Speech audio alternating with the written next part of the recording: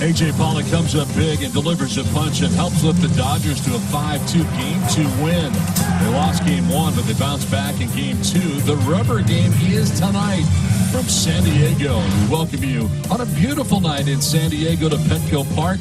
It's Game 3 of a 3-game series between the L.A. Dodgers and the San Diego Padres. Now, Fernando Tatis Jr. is getting ready. He's got 10 career games against the L.A. Dodgers, a .913 OPS, 3 homers, and 7 runs batted in. It's been a good matchup for Fernando Tatis Jr. And on the other side, A.J. Pollock, career against the Padres, a .923 OPS, 16 homers, 51 RBIs. He's been a Dodger, and he has been a Diamondback. Welcome inside the broadcast booth, everybody. I'm Don Orsillo along with Mark Grant. Welcome to Padres Baseball. Well, tonight, Mud, we see Garrett Richards in the rubber match of this 3-game series, and Garrett Richards so far through the first 2 games has been very good. He's kept him in the game. He's thrown the ball extremely well, and we know what he throws. There's a lot of movement out of the hand of Garrett Richards, but let's focus solely on the off-speed stuff. He's got the curveball and the slider, and how about this little nugget? The first 2 starts, Donnie, 11 of the 12 strikeouts have come via the slider or the curveball. He's got that fastball that has a little cut to it. Sometimes it comes out of the handle and have a little sink to it. That's why he's so difficult to hit. But with 2 strikes, a lot of confidence in that breaker and that slider. They're both wipeout pitches. Hopefully we see that tonight against this healthy Dodger lineup. Well, back in the Dodgers lineup is Corey Seager at shortstop. He's been banged up a little bit lately, but he's back at short. He's batting 5th, and he's very good. This guy is nasty on both sides of the scorecard, defensively and offensively. And when you talk about shortstops since 2016, highest batting average for a shortstop at .293. Pretty good company as well. He sprays the ball all over the field. He can hit the ball out of the ballpark. Leads all National League shortstops in that category. Now, career .295 hitter, that's awesome. How about on-base percentage at .364? This kid last night battled, and he drove in a run. It was a huge at-bat for the Dodgers shortstop. Coming up next, Bob Scanlon joins us next. The spin doctor, Garrett Richards, has been spinning the curveball with success. We'll find out how next on Fox Sports San Diego. Garrett Richards getting ready for tonight's ball game. It'll be his 3rd start of the season. The first 2 went very well, using his primary repertoire, the fastball, cutter, slider, but he's also been using the curveball more. And for years, it's been recognized as one of the best breaking pitches in baseball. Why? Because of its spin rate. Why is the spin rate important? Well, the faster it's spinning as it's approaching home plate, whether it's a fastball or a curveball, the less likely it is to be put in play. And if it is hit, the less likely you are to have solid contact. What's the league average for the curveball? It's 2,500 RPMs for Garrett Richards. He's throwing his at 3,300 RPMs, and you see the hard downward break. But not only is it visually attractive, the numbers say that it's working better. 50% more swings and misses, 50% less solid contact on the Garrett Richards breaking ball versus the rest of the league. So why is he using it more? Well, during his Tommy John surgery, he changed his mechanics, and he got more comfortable with it. He's throwing it for strikes more and has more downward rotation on it. In fact, he used it 10 times against the Diamondbacks, 7 for strikes, 3 for punch-outs. He didn't use it much in Colorado because of the high air, but it should be a valuable weapon for him tonight against this tough Dodger offense. Who wants the series? The Padres took the opener. The Dodgers won last night. Padres looking to make a statement. Padres-Dodgers. First pitch coming up next right here on Fox Sports San Diego. Brought to you by Sequan. Book your staycation today in the exciting new Padres Hotel Suite at Sequan Casino Resort. By BMW. See a San Diego County BMW Center today for exceptional offers or visit sdcountybmw.com. By Jerome's Furniture, official furniture store of the San Diego Padres. Shop online at jeromes.com. And by Corky's Pest Control. Got rats? Don't own a cat? And you don't want to swing a bat? Call Corky's. We'll get rid of your rats, and that's that. Padres and Dodgers on a beautiful night from Petco Park in San Diego. And time now for our weather report, brought to you by your always sunny San Diego County Honda dealers. 70 degrees, a westerly northwest breeze at 6 miles per hour. Partly cloudy. There were some clouds over there, and there are some clouds overhead. Not many, but a few. Time now for our Sequan Pick the Stick. Fans, you can decide who you're with by tweeting on hashtag I'm with the last name of the broadcaster you think has the best pick. If you're right, you'll be entered into a daily drawing for a 2-night stay in the new Padres Hotel Suite with a $100 resort credit and a day bet at the retreat pool at Sequan. Must be 21 and older to win. Let's check out Dave Roberts' starting 9 as the Dodgers able to win here last night. And tonight they feature a lineup that has A.J. Pollock DHing and leading off with Max Muncy at first base. Justin Turner's at third base with Cody Bellinger in center. Corey Seager back at shortstop with Chris Taylor in left. Jock Peterson gets a start in right field. Will Smith caught the first game, catches game 3. And Kike Hernandez at second base bats out of the 9th spot for L.A.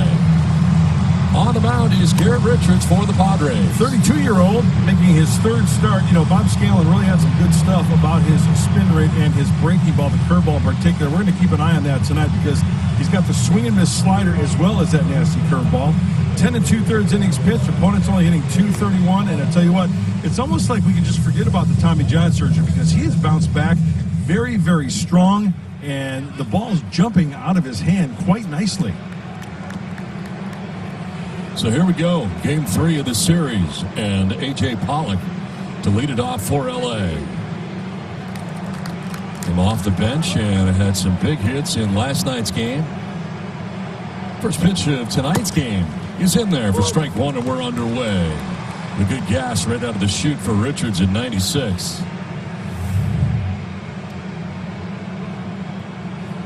Pollock had .364 in the first 10 games. 3 homers and 6 runs batted in.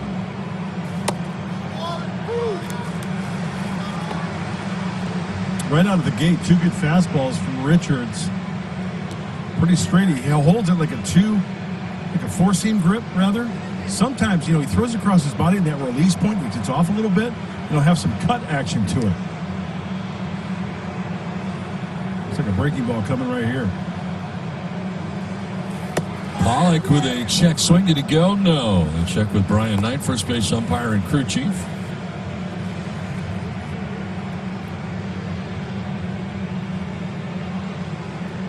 Pollock operating as the DH tonight and leading off as the DH tonight for the Dodgers. Tap foul, and we'll do it again at 1-2. Came in as a pinch hitter in the 7th inning, went 2 for 2 last night's game with a double and a home run. Drove in 2.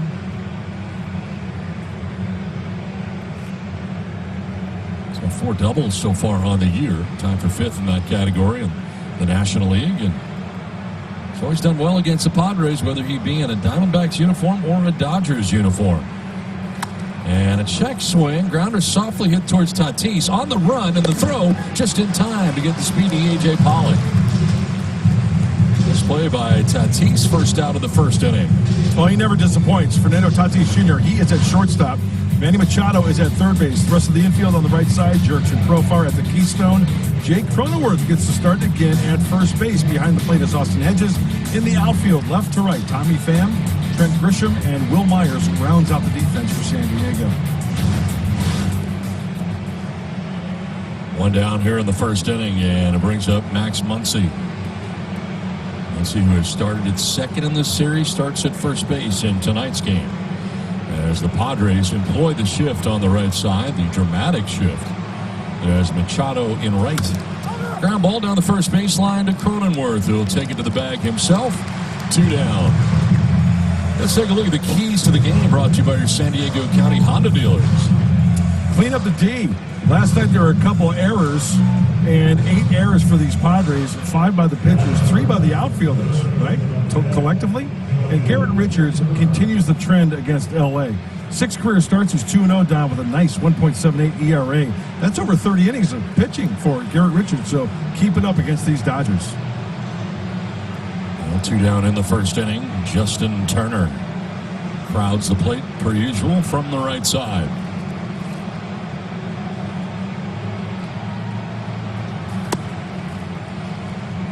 Does it shock you that Max Muncy swung at the first pitch fastball? Remember last night, this Dodger team swinging early with the fastball. Very aggressive. Against Dinelson. Unlike A.J. Pollock, who took 2 fastballs and then laid off a couple of sliders. See, now there's the fastball at 95 that has a little bit of cut action to it. Well placed. Well placed. It is a ball, though, that because of where he's standing, Justin Turner can definitely get to. But opted to take. A check swing dribbler that'll stay foul. Hedges tried to grab it aggressively. We talk about Garrett Richards and his repertoire and how hitters attack him. Now, the first two pitches of an at-bat, 68% of the time, throws the fastball. Off-speed, 32% of the time, and they swing at it 38% of the time. Now, 3 or more pitches during that at-bat, look at the trends reverse. Fewer fastballs, more off-speed, and they swing more often after the 3+ pitches. So let's see if the Dodgers go by that trend tonight. 1-2 is driven down the left field line towards the corner, and that ball is going to one-hop the wall. Heading for 2 is Turner. Pham will get it back in, but not before Justin Turner stands at second base with 2 down.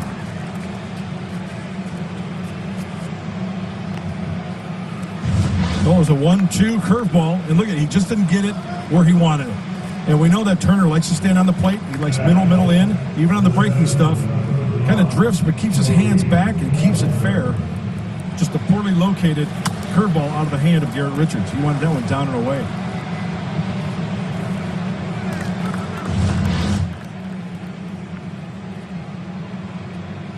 So 2 down, Turner at second base, and Cody Bellinger standing in.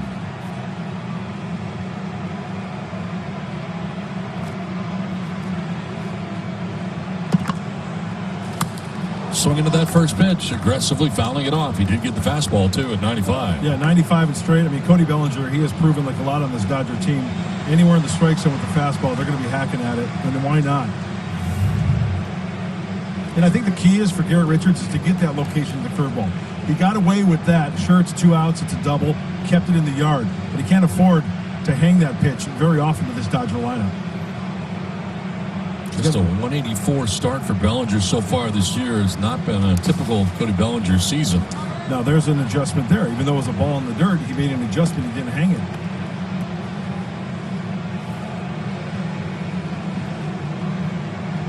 Bellinger does have 2 home runs. Last 3 games, though, 4 for 13 at 308, so he may have turned the corner. After winning, of course, the NL MVP last year in Silver Slug Awards.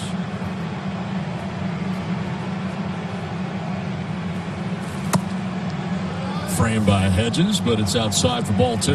Our first look at a slider from Garrett Richards. Gives the hitter a little bit of a different look. We'll throw that curveball out to left-handers that we've seen. The one to Justin Turner, he just didn't get in a good spot.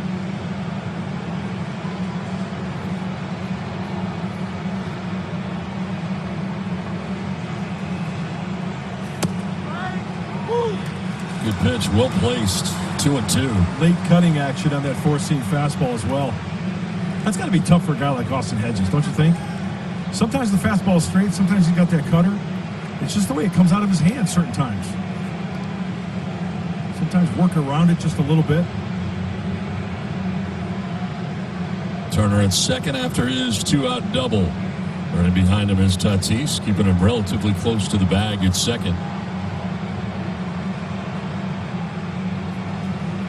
Bellinger with a swing and a miss, and Richards strikes him out to end the top of the first inning. Beautiful night in San Diego, lots of sunshine still, and check out Jace Tingler starting 9. Leading it off, Fernando Tatis Jr. is at shortstop, and Trent Grisham in center. Tommy Pham bats third and plays in left. Manny Machado in the cleanup spot in tonight's action. Jake Cronenworth moving up the order to first base. Will Myers, after last night off, back in there and in right field. Greg Garcia, the DH, with Austin Hedges starting. Bats out of the 8 spot, and Jurickson Profar bats out of the 9 spot and plays at second base. On the mound for L.A. is Ross Stripling. Well, the first 2 outings for Ross has been very, very nice. He's got a 2-0 record. It's his 3rd start. ERA under 3 at 2.92. The 4-seamer, he's got a good curveball and changeup. Those are his number 2 and 3 secondary pitches. It's not really that overpowering. Is he going to light up the radar gun? But is the only starter for the Dodgers this early in the season who's gone both times into the 6th inning in each start.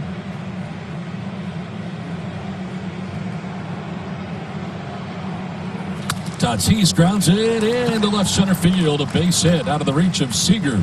The shortstop, very wide turn at first, but throws the brakes on, and he's aboard to begin things in the bottom of the first inning. Setting the table, Fernando Tatis. It's a 4-seam fastball. Outer half ball. He's got great plate extension there, covering the outer half and hitting this ball quite sharply. It's a 3-hopper. And there goes the no-hitter. The runner on for the Padres here in the bottom of the first inning brings up Trent Grisham. It seems like the Padres are most successful when Grisham is batting from this 2 spot. 273 average, 4 homers, the OPS over 1,000, and throw over to first base and a check on Tatis. This situation's got a good vibe to it. You've got speed, Tatis on first. As you mentioned, Don, looks like Grisham has found a home in the number 2 spot. So many things you can do here. Puts pressure on Stripling. He might be going. And if you're thinking about hit and run with him, if you're thinking about a classic 2-hitter, it's a good contact hitter. And, you can pretty much bank on the fact he's probably not going to strike out. Good bat control. And, the hit and run is on. If it is on, you're swinging at anything. And I think Trent does a good job of doing just that to stay out of the double play. They are shifting on him on the right side. Time call. As Corey Seager, the shortstop, has moved over to the right side to join Kike Hernandez and Max Muncy. Yeah, and Turner there into the grass at third base, taking away the possible bunt. And with 2 strikes, they'll probably move around again on that infield.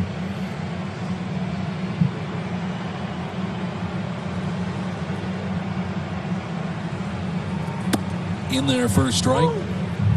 Went to the breaking ball to get it. Stripling is another guy that if he gets that feel early for that curveball, he will throw it anytime, anywhere. And with 2 strikes, the Dodgers do go into the shift with Turner going over now to the second base position. They only do that with 2 strikes. Yep. Take away the bunt up to 2 strikes.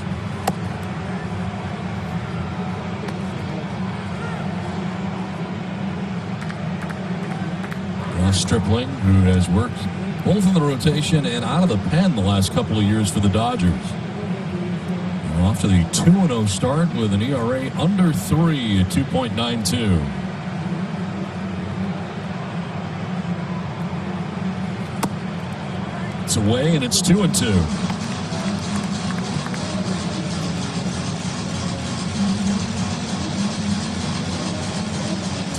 Remember when spring training got suspended, the first spring training?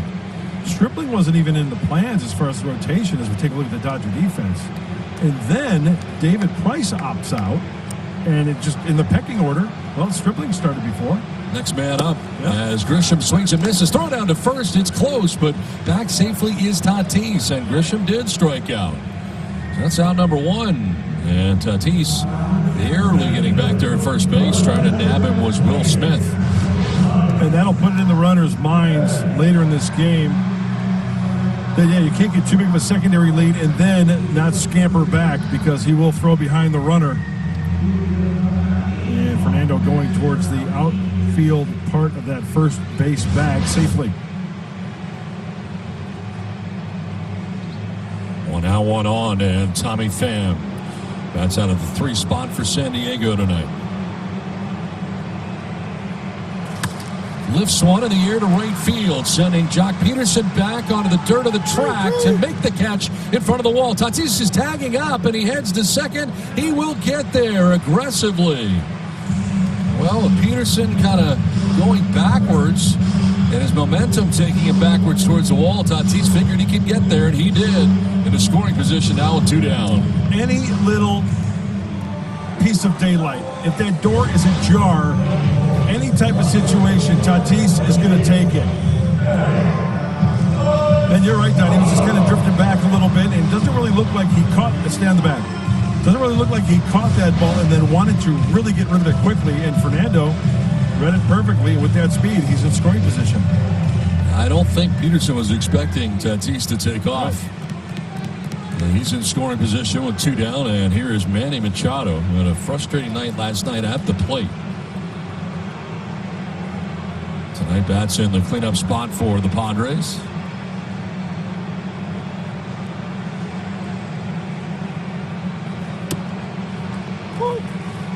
Takes the strike over the outside edge.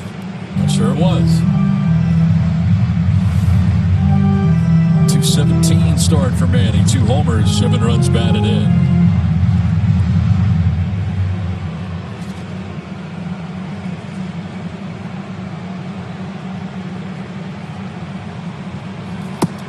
See the 217 average for Machado coming in, but he is getting on base. Reaching base in 10 of the 12 games heading into tonight's action. He does have 8 walks on the season. So far at home, hitting at just 190 for 421, and one of his 2 home runs coming here at Petco Park.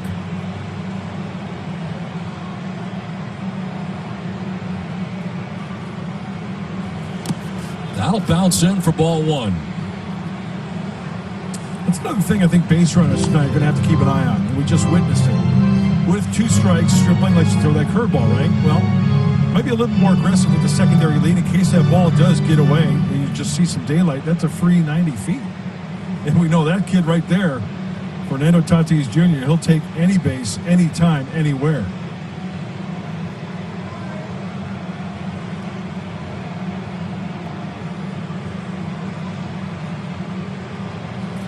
Machado takes ball 2.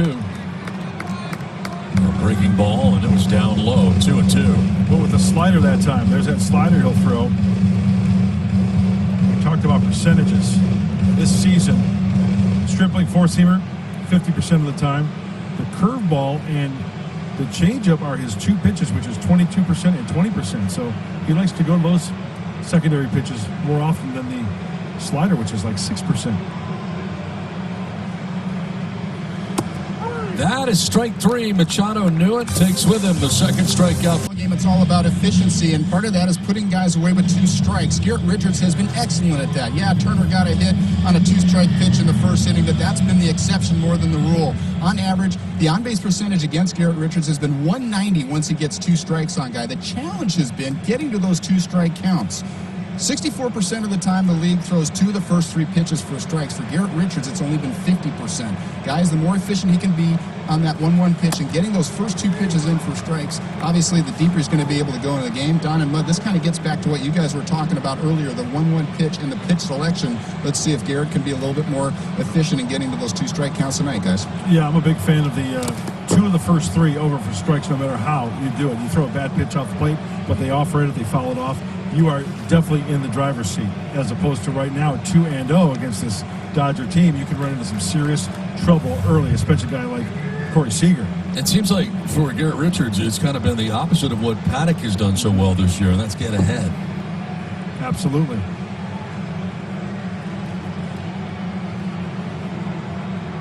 Two-0 pitch. And a swing and a miss on a pitch down and in. Nicely done as he battles back on the breaking ball. 2-1. You know, I think your point, Don, is also kind of subjective, where Chris Paddock has it in his mind. He almost has the mentality, I'm going to throw it over the plate and I dare you to hit it, whereas Garrett Richards might be a little bit more selective as far as where he wants to throw it. And also, he probably doesn't have, I mean, let's face it, does he have the same ability to throw the first pitch strikes like Dinelson Lamet? No, and it's proven over the course of time. Some guys just don't have that luxury of doing that. He's dealing with Corey Seager now. It'll be Chris Taylor next, and then Jock Peterson, 5, 6, and 7 in the LA lineup. And it's tap foul over by the Padres dugout. Of course, they're housed on the first base side here at Petco Park. Duly noted.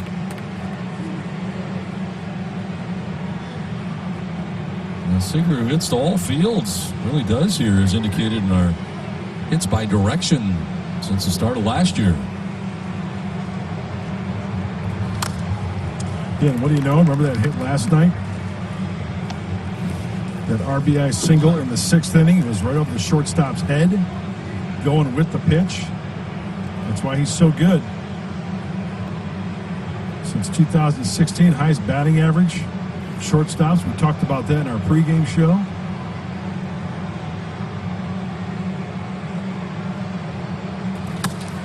In the air, down the left field line as Pham heads back.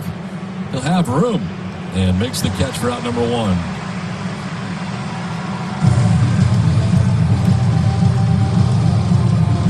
Padres fans, with Padres pitchers K9, your K9 wins. With The Padres strike out 9 or more batters in a game. All Padres fans can visit participating Petco locations the next day. Sign up for Pals Rewards and receive a free pound of dog treats. Plus, the Petco Foundation will grant $500 to support local animal welfare efforts. Visit petco.com/PadresK9 for more details. 1 out in the second. Chris Taylor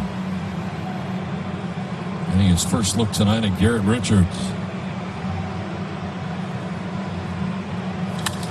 In the air to right center, hit well. Grisham going back onto the track at the wall. He leaps, can't catch it. Clanks off the glove, and heading for third base is Taylor. He will get there standing. Well, Grisham leaped, and I think he got leather on that, but couldn't make the catch. Don, I tell you what, as I was tracking this ball to the right center field gap and watching Trent, I really think he had a legitimate shot at catching this. There's that fastball kind of working around it a little bit. And, oh, he did get leather on it. Oh, that would have been a tremendous catch. What a great effort by Trent. So it is a triple for Taylor, who stands at third. It's a second hit for L.A., and that'll bring in the infield for the Padres all the way around. With 1 out and Jock Peterson at the plate.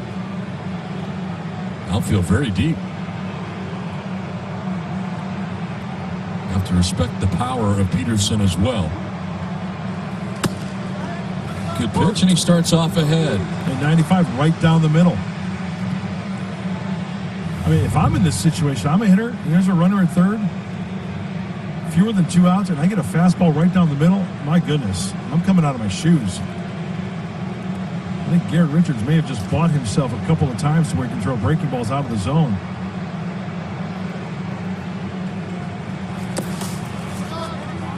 Skips in and is blocked by Hedges. No advance at third base for Taylor.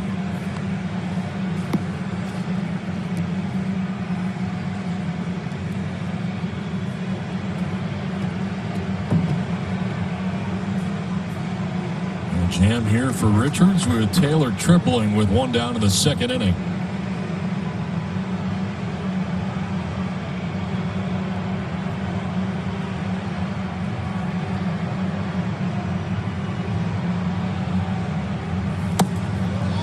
Down and in and missing on the fastball.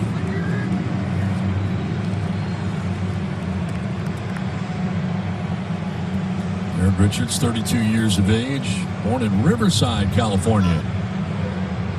Went to school at the University of Oklahoma. Boomer Sooner.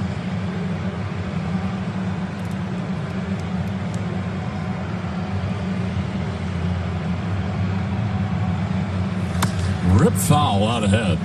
Outside of first, and good rip there by Jock Peterson, but a foul ball evens the count at 2-2. Don, would it be fair to say there's a handful of these Dodger hitters that like to clean it out when it's inside? They could spin on it, can't yes, they? Yes, they do. Justin Turner's number one for me in that category from the right side. He has Peterson operating here from the left side.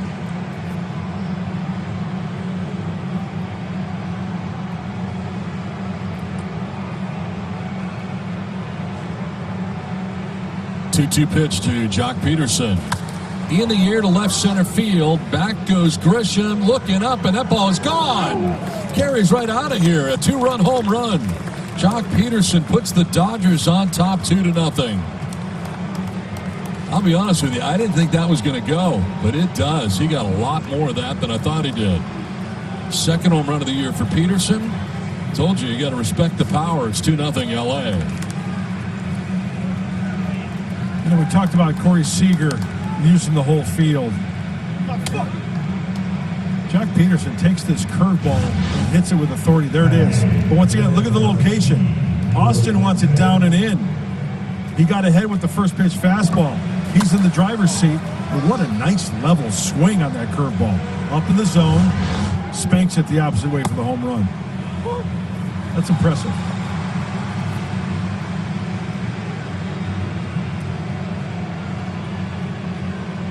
Now 2-0 L.A.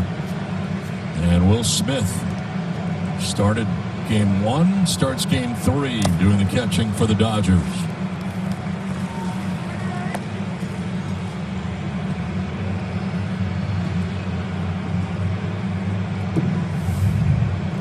.258 average out of the gate in the first 7 games for the Dodgers catcher. And a grounder down to third base. Machado's got it. 2 down here in the second inning.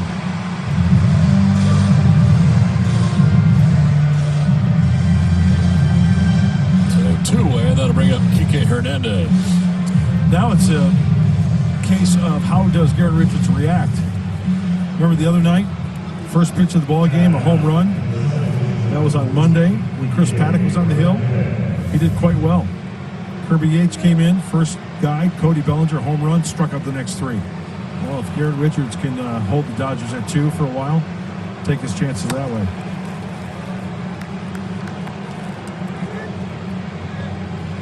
Kike Hernandez batting out of the 9 spot, playing at second base, plays all over.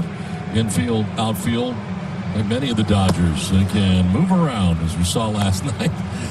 All kinds of changes throughout last night's game. And you know what? You and I were talking about this after the game, and I said it, and I think you kind of agree, but I'm almost going on a limb to saying this could be one of the most versatile teams ever in Major League Baseball, to where you can throw names into a hat. Dave Roberts can pull them out. Okay, here's my third baseman. Pull out a hat, name him out of a hat, put him there. Shortstop, pull him out of a hat, put him at short. I mean, they are that versatile. Look at how many moves they made last night. Yeah, the number of changes that took place from the 7th inning on. Bellinger moved from the outfield to the infield, back to the outfield. I mean, I don't think Max Muncy can play shortstop. He probably could. I bet he could. I'll bet, yeah, right. He could probably prove me wrong. But this team is so versatile and has so many interchangeable parts to put players at certain positions and still be very, very respectable. Great luxury for Dave Roberts to have, no doubt. Hernandez kind of changed his mind in the middle of that swing, but fouled it off, and it's a full count now.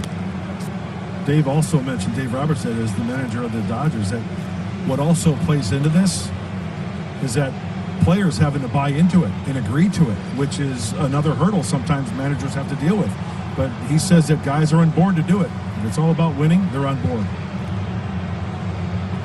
Hernandez reaches out, pokes this foul off to the right.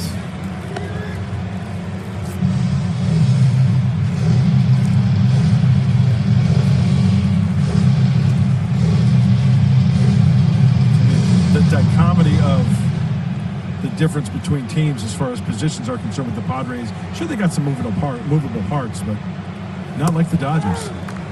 Strike 3, and that will end the inning. Second strikeout to hit his first Major League home run. As part of what has been a spectacular couple of nights, both offensively and defensively, for Jake Cronenworth. Home run number 1 of his big league career. Leads it off here in the bottom of the second inning. Padres trailing by 2. Cronenworth, Myers, and Garcia. The Dodgers instantly into a shift to begin this inning. Well, the home run we just saw was a curveball out of the hand of Dustin May, but it's not like the curveball of Ross Stripling. May's curveball is more short, harder. Stripling's more of a 12-6. To center, playable for Bellinger. Takes care of out number 1. 4 in a row now retired by Stripling. And that'll bring up Will Myers. Will had last night off, but back in the lineup tonight. There is good reason for that. He's had good numbers also against Stripling in the past. For Myers, he is 6-for-13 against Stripling. A couple of doubles. .462 average against him. You know, it is a righty-righty matchup. Will takes a strike at the knees. I want to see if Stripling chooses to throw the fastball into Myers, or is it just going to be located down and away? Oh, it looks like he's set up in here. There you go. That answers my question. Trying to tie him up inside.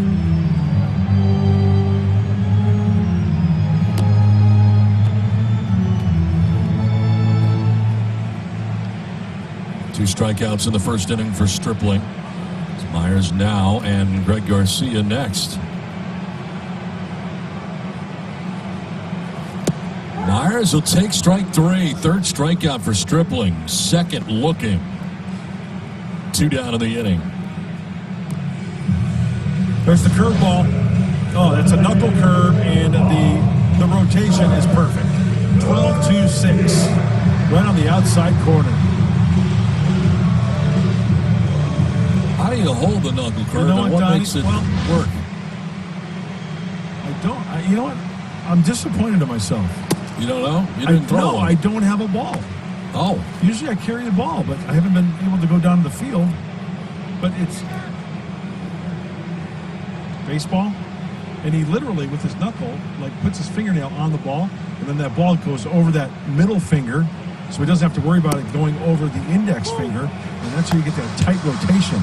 Believe me, it takes a lot of practice, and I'm sure he's been... Oh, look what I just found. A baseball. Garcia, 313 so far. No homers, 4 runs batted in. And quickly in the hole here, 0-2.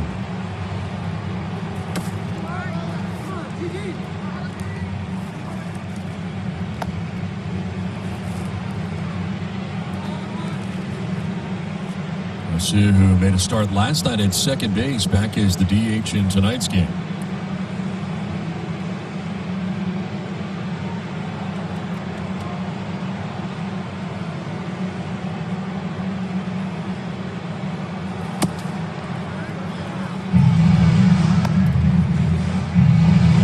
Generally sees a lot of pitches. It's down 0-2, but it's back to 2-2 now.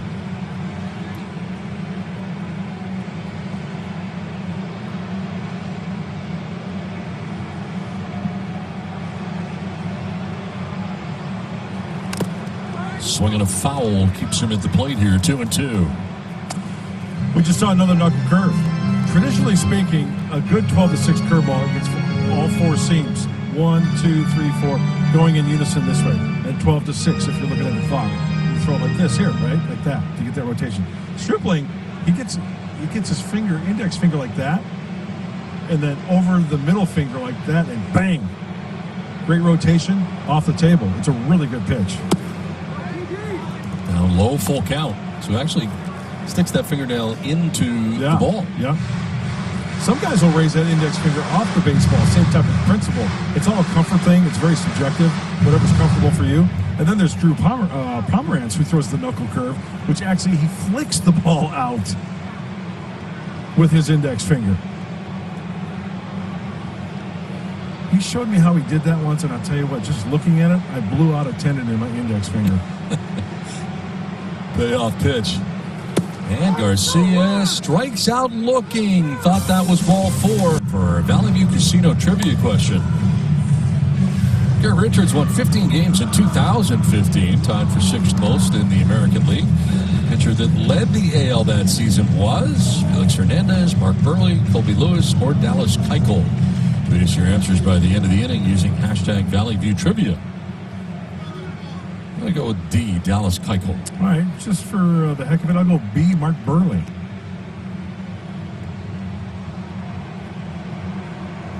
Top of the Dodgers order, A.J. Pollock. The DH grounded out to Fernando Tatis Jr. in the first. It's a breaking ball here in the third for ball 1. First time that Garrett Richards did not like to go to the fastball the first pitch. He was 9 for 9 in that category, but to A.J. Pollock, second time around, first pitch with the breaker and misses.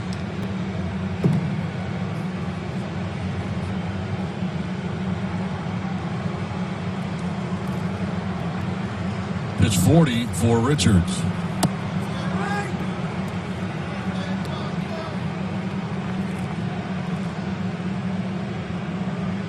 Career against the Padres in 82 games. Most of those coming as a member of the Arizona Diamondbacks, but a .302 average. 16 homers, 52 runs. Done a lot of damage against San Diego over the years. He's always one of those guys, especially with the D-backs. When he came up, it was like, oh no, he's going to do something. You always had that feeling about him. And he stayed in the NL West. Now the Dodgers the last few years. Pollock pops it up right side of the infield. Profar and Cronenworth. Profar, equidistant between first and second, makes the catch for out number 1. Well, what do you think? Was it equidistant? I'm going to give you that one, Hoss. Okay. I think you were spot on. That's a first. Oh, I agree with a lot that you said. You call me out on my equidistance. So far, Machado, Cronenworth, part of the 2-1-1 defense.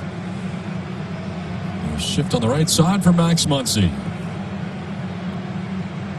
I saw something pretty cool today before batting practice. I'll share with you after this pitch. Bobby Dickerson, who I'm growing to love more and more each day as a coach. Just by, I've talked to him a few times in spring training. But today he was out hitting fungos from first base or third base position, shortstop, second base to Jake Cronenworth over at first. Now, fungos, sometimes it'd be on the line, sometimes it'd be a two-hopper. But it's giving Jake Cronenworth the chance to field the bad throws in the dirt. Third base, shortstop. And then he went out to where Manny Machado's playing right now and started rifling fungos at first base to work on his footwork around the bag and his glove work. And it's really a cool drill. People think that you have to have somebody out there throwing. No. Get a fungo because you don't know it's going to be a two-hopper, a three-hopper, an in-betweener, or one right in the glove. It's a great drill to do. Well, there's Bobby D. Hey. Getting tired from hitting fungos all day. But it's a great drill for infielders. I remember listening to Will Myers when he was learning first base a couple of spring trainings ago, talking about the amount of footwork being the biggest deal of becoming a first baseman. Sure. It starts from the feet. From the feet up. 2-2 pitch to Max Muncy.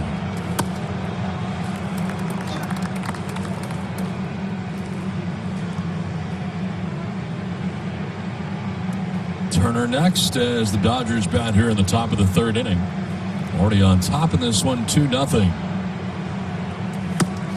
That is strike three. Muncy thought he had ball four, gets the bad news. Takes with him the third K for Garrett Richards, 2 down. Oh, Max Muncy saying it was inside by that much? Yeah, that's right on the inside corner. That's a slider. You see the rotation, the little dot there, and a nice frame job by Austin Hedges right on the inside corner. That wasn't even close to being a ball. 2 down here in the third, 4 in a row. Retired by Richards, and it brings up Justin Turner. Turner's doubled and set up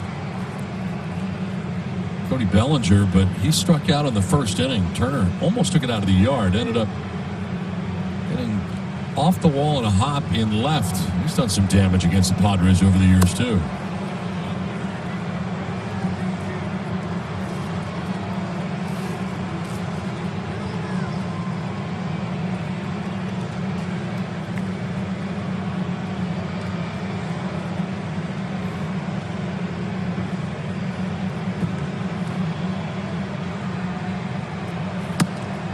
That's a strike, and it's 2-1. Pretty much right down the middle there at 94.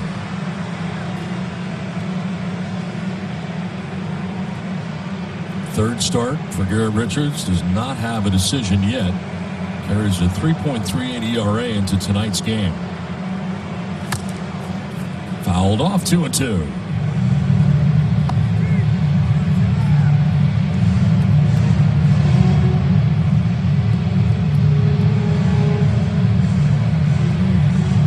Last time out, taking the Coors Field mound for the first time in his 10-year Major League career. He got 4 runs in 5 2/3. Turned out to be a Padres 8-7 victory against the Rockies. Fly ball to center field has Grisham drifting shy of the track, and he handles out number 5th, 2010 Padres outfielder Chris Denorfia.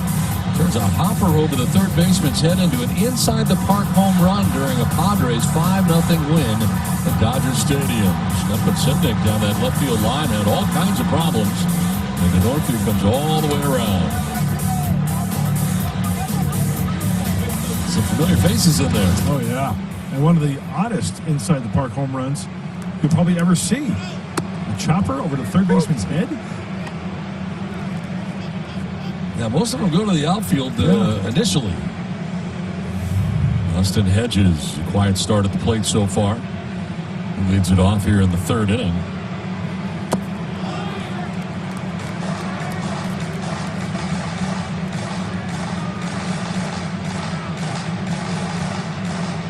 for 18 at the plate is Hedges so far on the season. This is game 13 of the year for the Padres as a team.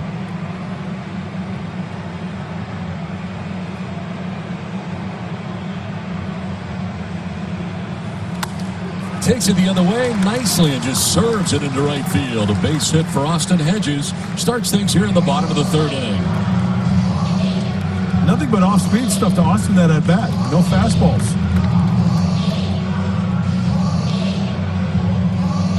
Interesting. A couple knuckle curves mixed in the slider. Fought that one off going the opposite way. So 2 hits for the Padres. Fernando Tatis Jr. singled in the first. Hedges singles here to lead off the third. There's Jurickson Profar. He's had a slow start as well to the season. 3 for 35 at 0.86 to begin his Padres career. Turns on this and sends one to right center. Over is Bellinger, the center fielder, to make the catch. Below the cap high for out number 1 here in the third inning. And back to first goes Hedges.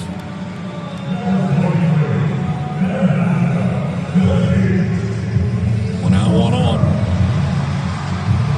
Second time through this Padres order down for Ross Stripling as Tatis makes his way plateward.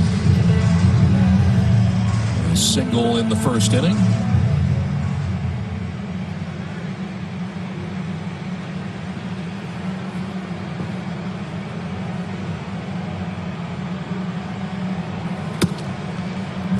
It's been going the other way quite a bit. 7 opposite field hits.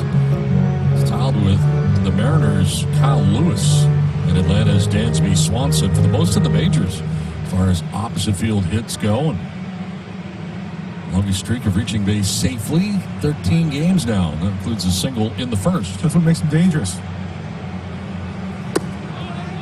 The Stripling has been ahead of most. 9 of 10 first pitch strikes.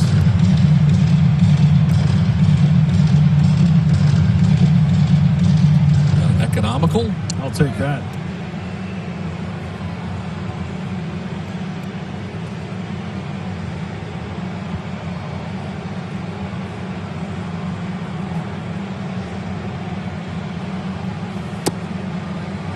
Just in.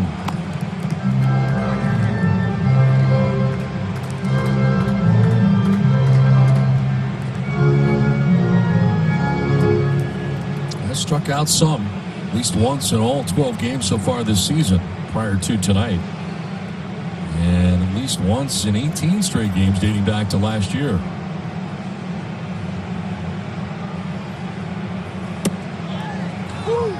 On the corner, and it's 2-2. Stripling's last 2 pitches really set up nicely. 92 in off the plate for a ball, and he just bought that outside corner with that curveball to even the count. And 2-1, and he nails it on the outside corner. Really good pitch.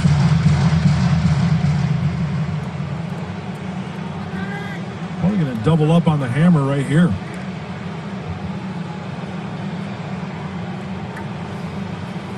He goes around and strikes out. That is strikeout number 5 for Stripling. 2 down. Well, if you can throw it for a strike early in the count, and there it is, the knuckle curve. You throw it early for a called strike in the count, then you have the ability to bounce it. Well, the hitter's going to say to himself, I saw it earlier for a strike. I've got to protect. Before you know it, it's out of the zone. You've already committed. Back to the dugout with the strikeout. 2 down for Trent Grisham. Hedges led off the inning with a single to right. He's still at first. Now 2 outs in the inning. No, Don, that was a great shot of that knuckle curve. He literally, and this confirms it, he puts his fingernail, as we take a look at the Dodger defense, he puts his index finger of his right hand on the baseball, the fingernail. That's really strange. I couldn't hit the side of a barn if I held it like this and tried to throw it. Fouled off to the left out of play. So I think last time I kind of said he buried the index finger like that, but no, he literally puts his fingernail on the ball like that and spins it. was like that. Yeah. That's what happens. Yeah. 0-2 pitch. In the air to left. Taylor going back. He'll have room. Makes the catch in front of the warning track that ends the Slider.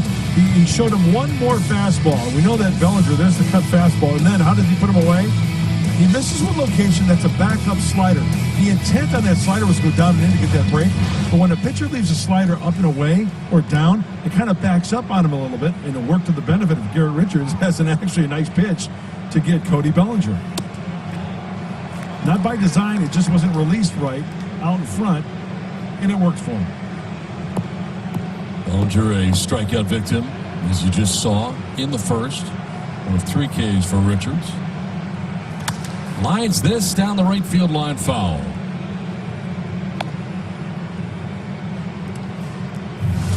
Time for the Kia, give it everything. Bellinger 4th and fewest at bats, home run since 2019. 12.39. Christian Yelich leads in that category. Framed there by Hedges, but did appear to be in. Now, when you have numbers like that, that's why a guy bats in the number 3 spot or the number 4 spot tonight for Bellinger. When you have that type of ratio, chances are, hopefully you got guys on base and it's a 2-run shot, 3-run shot. Down the first baseline, and Cronenworth's got it. Bellinger didn't run. I'm not sure if he thought it was going to be foul or what happened, but he pretty much was a spectator there for the most part. It's the first out here of the 4th inning. Yeah, kind of lollygagged out of the batter's box there. You know what that means? He's a lollygagger. Yeah. No, actually, you know what? Cody Bellinger, he busts his tail each and every time. I don't know whether he thought maybe, did it hit him in the foot? Maybe he thought he wanted to sell it? Or just didn't All I know care is he to didn't run. run. Yeah. It was very strange. 1 out for Corey Seager. Because you don't see him do that too often.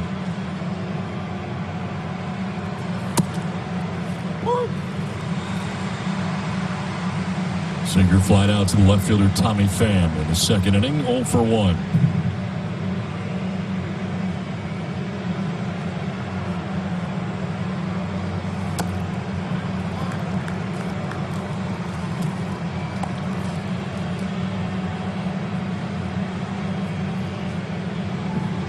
For Richards, the first 2 starts, 73 pitches against Arizona at home, 90 pitches last time out in Colorado.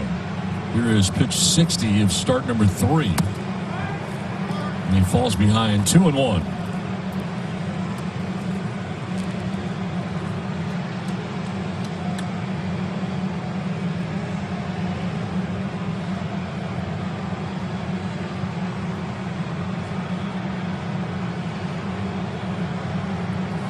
Swing and a miss, 2-2. Fastball well placed. Did you see the late cut on that? That's a beautiful thing. You know, I was talking to a good friend of mine, Bobby De Niro, told me never to name drop. But Mark Gubiza, former pitcher, Angels analyst. You know Gooby. He's a good egg. He's a good egg. Fly ball left field. Pham started one way, now goes back the other and has room for out number 2 of the 4th inning. And we had this discussion when Garrett Richards was acquired by the Padres, and he said that his fastball is a 4-seam grip, but because he can't really repeat his delivery 2 or 3 times in a row, the ball kind of comes out differently. Sometimes he'll work around it. That's where the natural cut comes from. Sometimes, very rarely, he'll throw a 2-seamer that kind of has sinking action to it, but the 4-seam grip, it's either straight sometimes it's get out around it and it cuts. It's like a cornucopia of different pitches on that fastball. And that's why he said it's so tough to hit. And it's amazing when he gets knocked around, he said, because the hitters have such a difficult time. Throws across his body and that late cut movement on that fastball. Interesting. A 1 pitch on the ground, foul, and it's 0-2. So he doesn't have really a natural cutter, just cuts. It's a natural cut, but it's not by design, I guess. Right, I guess he's not throwing it like correct. the cutter. Right. It's not like Austin Hedges puts down cutter. Right. No, it's four seam, and guess what, Austin? Cuts. He's going to have to make the distinguish, the choice of how to catch that ball.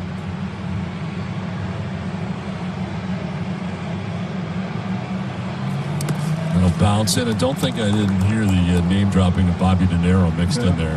I heard it. Yeah. See, that was a true slider at 90. A true slider. Thrown like a slider. Yes. Yeah. I had to describe to Bobby De Niro what a slider was. Right. But you don't want a name drop. No. 1-2 pitch is going to miss. 2-2.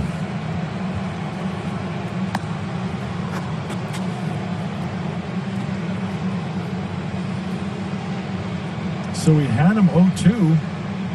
Now it's 2-2. Well, if you can only put him away, 1 and 2, or the next pitch 0-2. Full count now. Richards in a pretty good stretch. He's retired 7 Dodgers in a row. But a full count here to Chris Taylor. With Jock Peterson waiting on deck, who homered back in the second inning. It's a difference in this game right now.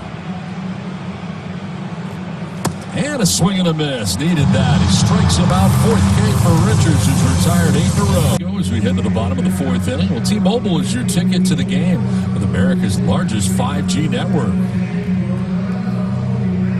That's a career 338 hitter you're looking at. That's 3,141 knocks. Mr. Padre Tony Gwynn. Tommy Pham leading it off here in the bottom of the 4th inning. Grounded quickly down to Turner. Knocked it down, has time to recover, and does. Didn't get all that far away from him after getting him in the glove. Ironically, Pham's out number 1. Yeah, that's the beauty of a sharply hit ball to an infielder. No panic. Knock it down, keep it in front of you. And Tommy offering at that first pitch fastball from Stripling.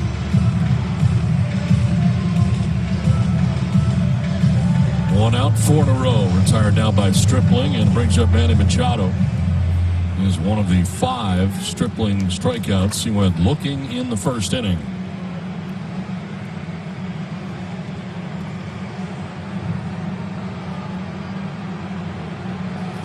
Cranks it foul down the right field line, out of play. Remember, when the Padres hit a home run tonight, you get a free Jumbo Jack tomorrow with the purchase of a large drink.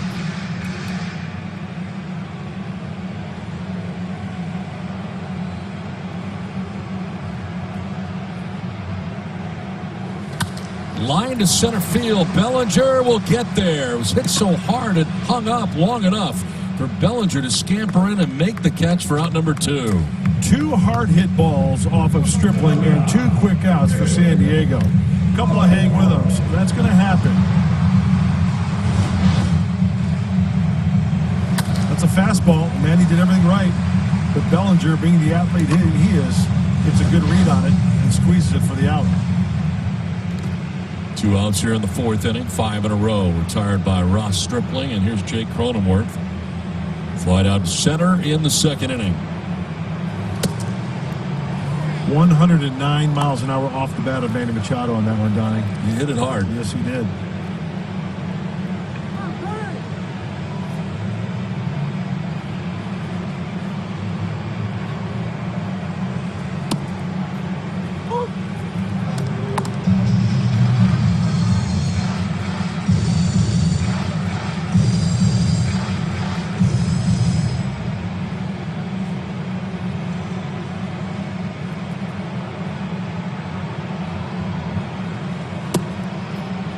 Strike 2.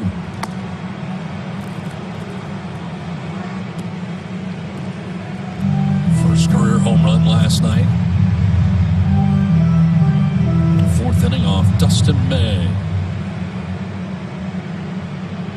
He's got 6 major league hits coming into tonight's action now in his first go around in the big leagues.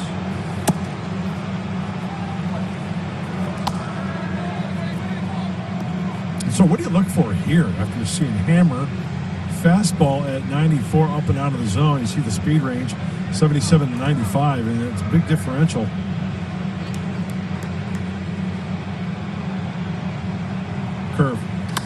In the air to right field. Struck pretty well. Peterson going back at the wall. Ball's off the wall. Cronenworth heading for second base. So's the throw, and he'll get in sliding safely. Nearly got out of here to right field, high up on the wall.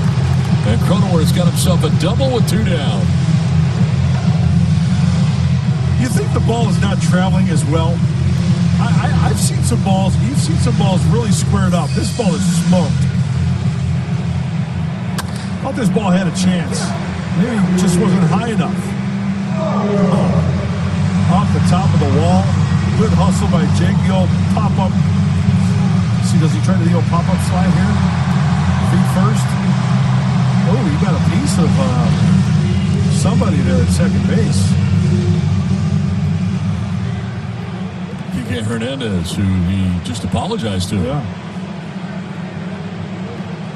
So Cronenworth at second base with 2 down, and Will Myers with a chance to get the Padres on the board here in the bottom of the 4th inning.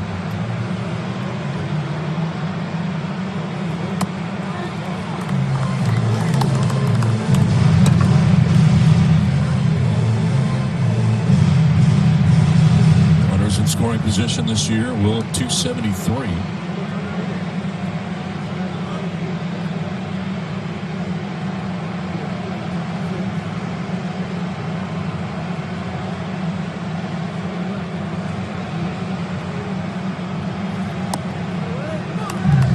And 2-0 is Myers. Now, depending on how long Stripling goes in this game, if he does not continue the good feel for the curveball, you start eliminating it, then you can concentrate on turning around the fastball.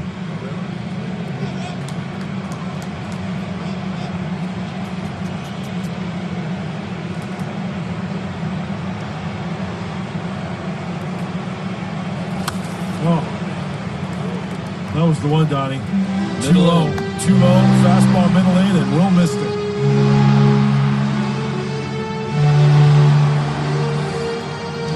A few times tonight, Stripling's gone 2-1 curveball. Threw 92 pitches in his first effort against the Giants, 86 last time out at Arizona. Very economical so far in tonight's game, and he's a 2-1 to Myers. A little bit high, ball 3. Yeah, the last 3 he's missed up. Kind of like Will's approach. It's been very good. Yeah. As Greg Garcia waits on deck for the Friars. I think Stripling's thinking, I got to get that pitch down. If I'm going to put it down out of the zone, chances are he's going to swing at it. He's not going to swing at the one up and out of the zone.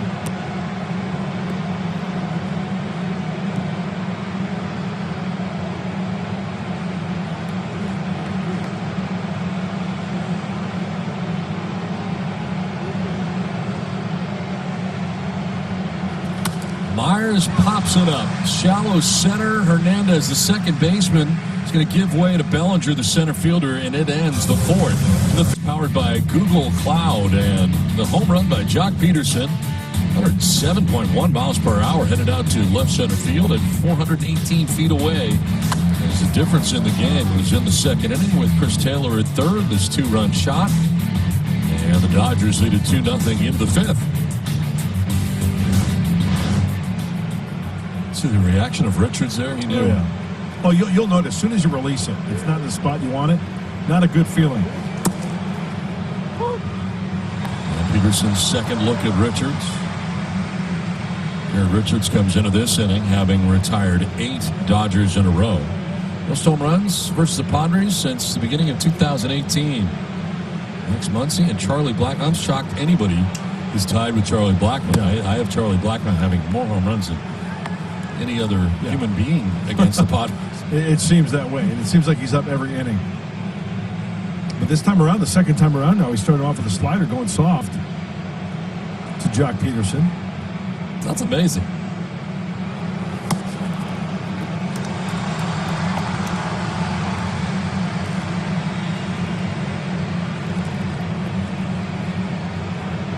Padres in that shift on the right side, the one where Machado's in right.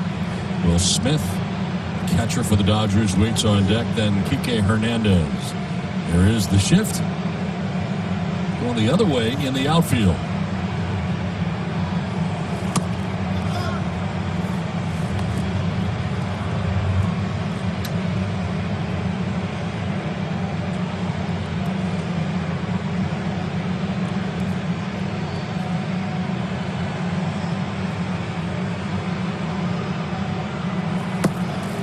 Full count now.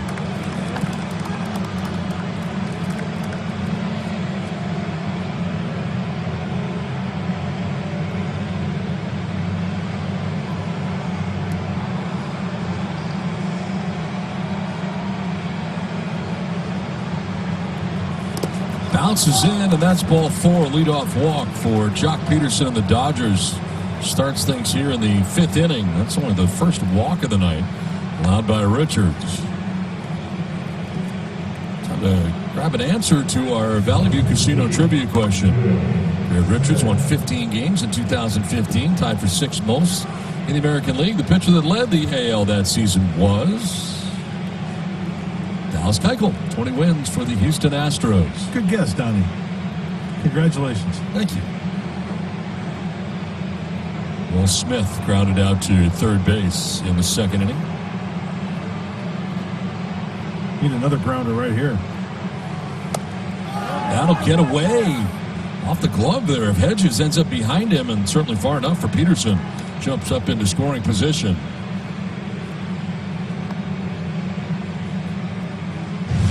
Very catchable ball. This is a fastball that's up, but still, yeah, that's not where he wanted it. Looked like a very catchable ball. It is a pass ball. Yeah. As Peterson now in scoring position with nobody out. 1-0 to Smith.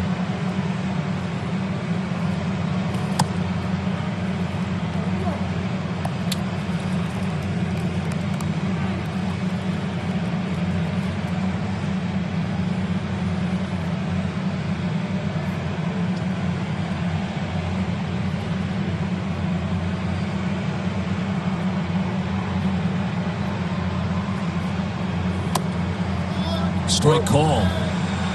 Well, thank you very much. He needed that.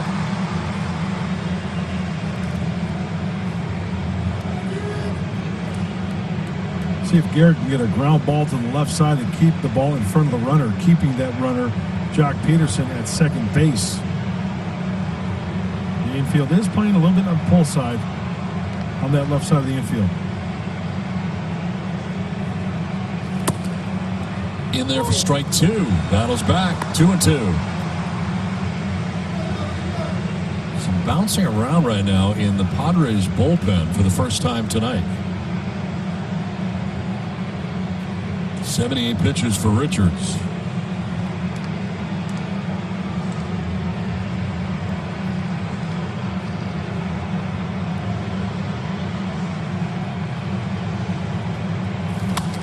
To right center field, Grisham on the move, and he won't get it. Backing him up is Myers as Peterson's coming around from second base. Throw goes to second, and the Dodgers take a 3-0 lead. Will Smith with an RBI single out to right center field. 3-0 now, L.A.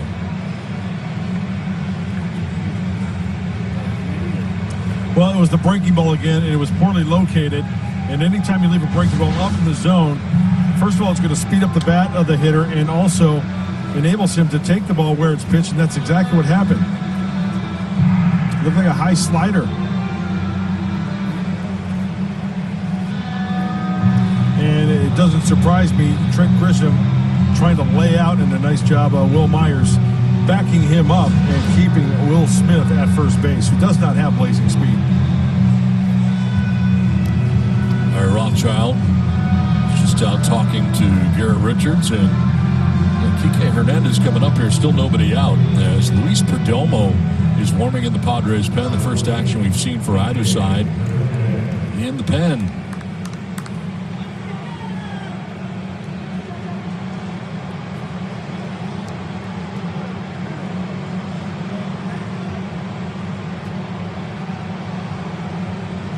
Hernandez chops one down the third baseline, a fair ball into the left field corner. Will Smith headed for third, maybe beyond. Yeah, they're going to send him, and the throw will not be nearly in time. It's cut off, and the Dodgers take a 4-0 lead. It's an RBI double for Kike Hernandez, and 2 quick additional runs here for L.A.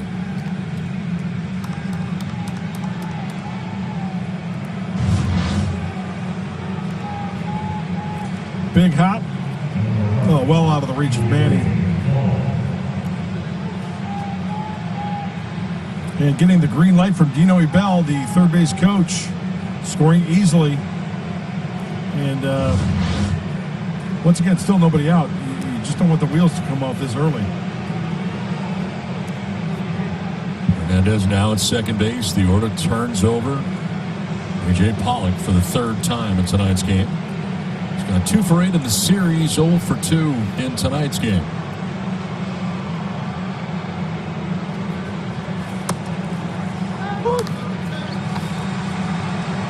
Two in the second, 2 so far here in the fifth for LA.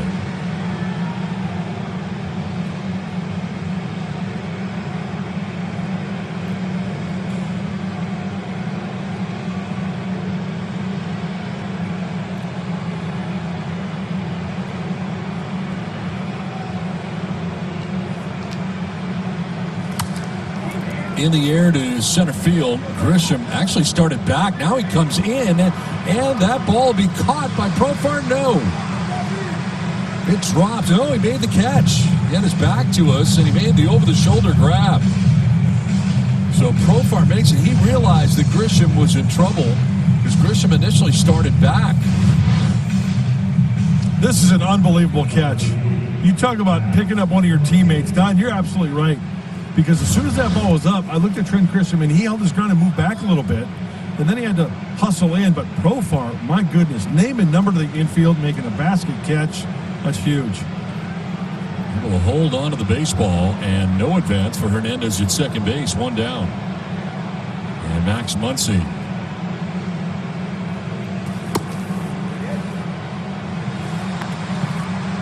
For 2. He has grounded out to first base and struck out looking. 0 for 8 in the series.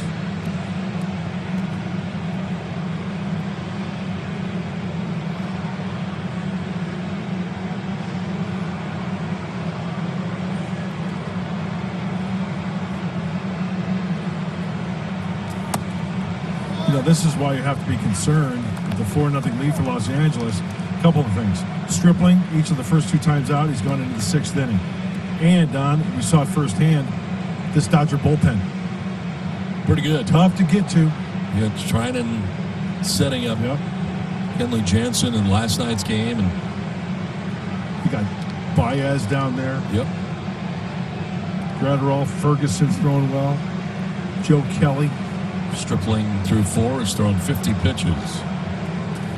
Now has a 4-run lead as the strike grooved in there to Max Muncy as Richards ahead 1-2.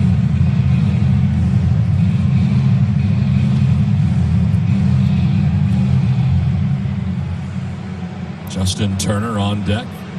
Just 1 out here in the top half of the 5th inning.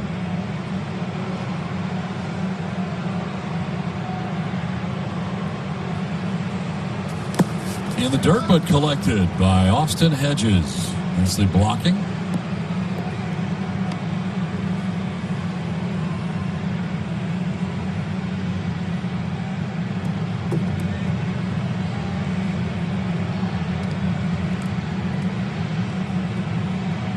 It's been an 18-pitch inning to this point. Just the 1 out for Richards. Perdomo continues to warm in the Padres pen. Popped up foul, back and out of play.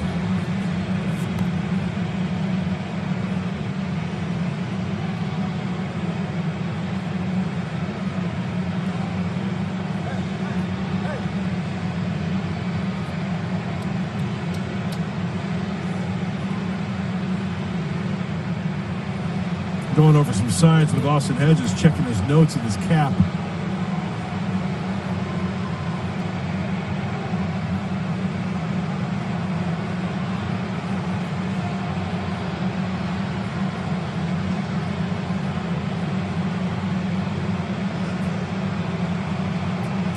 On the ground down the first baseline. It's a fair ball. Over is Richards to cover for the out. Spins and takes a look to see where Hernandez is, and he stopped at third. So now 2 down. 3-1 on the put out. As Hernandez takes third, you get a deal with Justin Turner now. And once again, Jake Cronenworth, impressive over there at first base. Not only fielding it, getting to it, but a nice feed to Garrett Richards covering.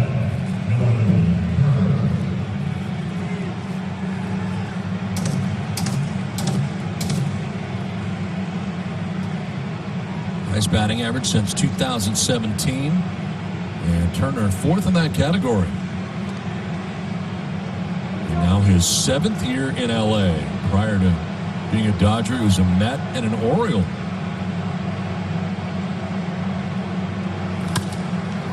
In the air to shallow right. Myers coming in, and will get there and make the catch that ends the inning. Dodgers had 2 more. He's had success with. He throws the fastball, but this is his #1 secondary pitch.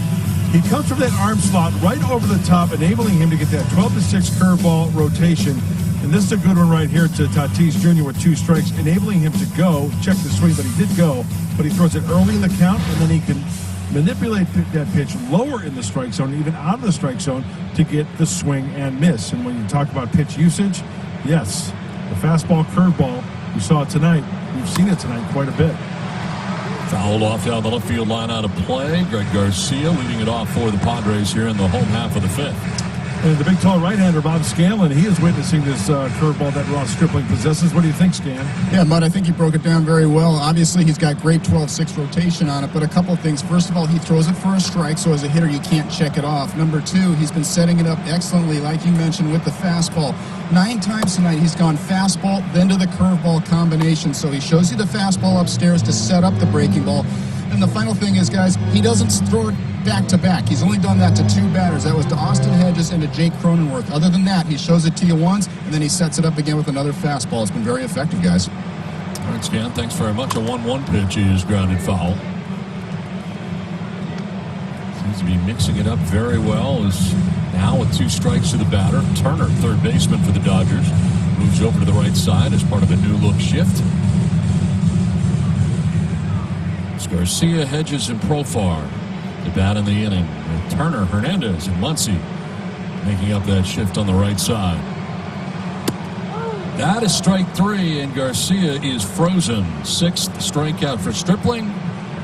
Second time Garcia is down by way of the K. Well, there's what he's reaching out of his back pocket and throwing. That's the changeup.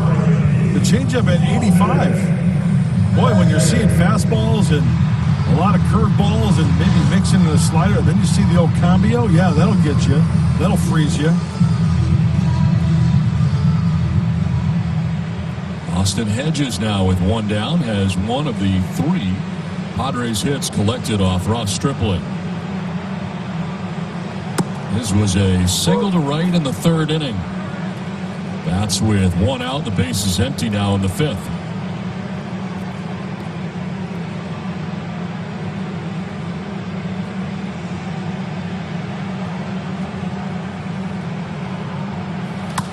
Fly ball right center. Bellinger and Peterson. Bellinger and Peterson come together, and Bellinger makes the catch. Kind of twilight right now, and Peterson, I don't think you ever really saw it. All smiles now. Well, it is a results-based business. It doesn't have to be pretty, but they get the job done. Little contact, very little. Bellinger's like, what are you doing? Why are you here? Yeah, he's like the Kelly Leak of the Dodgers. He's taking every fly ball out there. He'll take charge. 2 down in the 5th. Turks and Profar.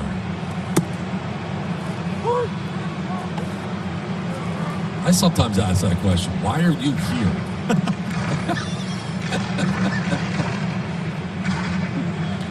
I have to be. What are you doing and why are you here? 2 down. No 1 to Profar. Foul back. That first pitch fastball we just saw might be the only fastball Profar sees. I'm excited about something that's happening right now. Luis Patino is warming up in the Padres pen.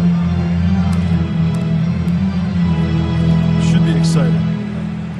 20-year-old who may make his major league debut tonight.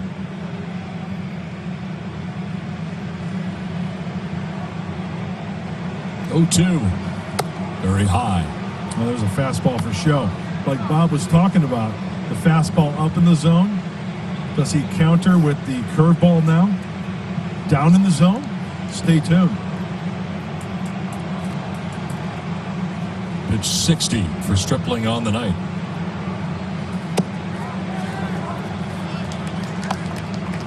Looked like a tight slider there.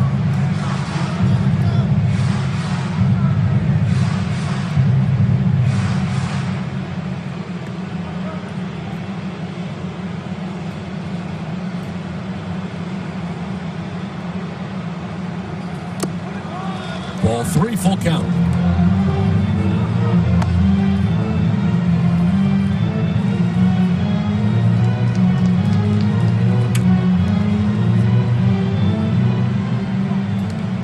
Stripling has not walked anyone through the first 4 2/3 innings. 6 strikeouts. See Tatis waiting on deck, but there are 2 outs in the inning. And that is ball 4. We will see Tatis in this inning. It was the first walk given up by Stripling. He walks the number 9 man in Profar.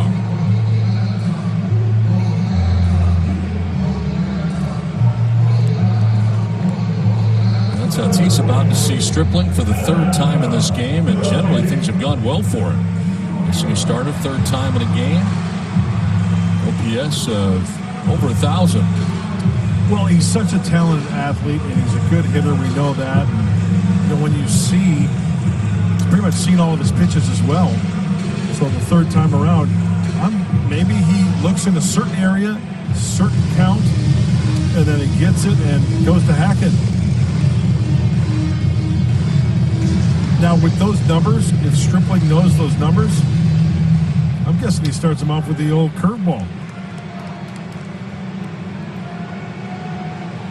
Although he does have a 4-0 lead, he might challenge him with a fastball. Here's the yacker.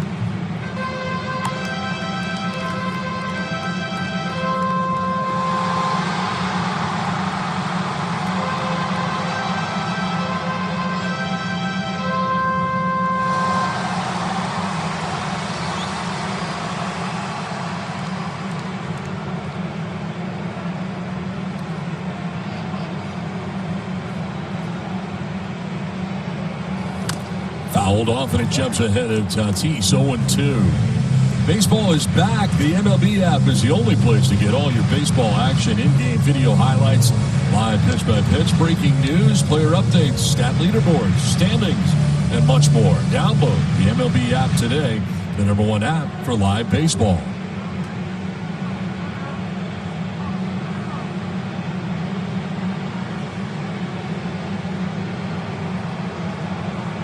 The first stand, back to the bag is Profar.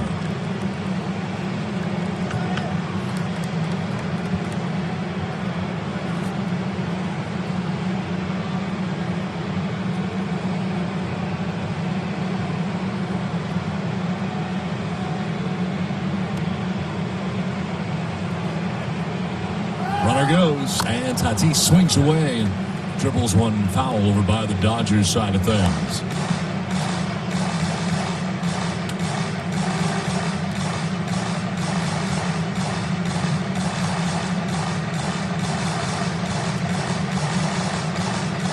See, struck out to begin the inning. Hedges flying out. Profar with a 2-out walk. He's running on the last pitch. We'll see if he's off again here.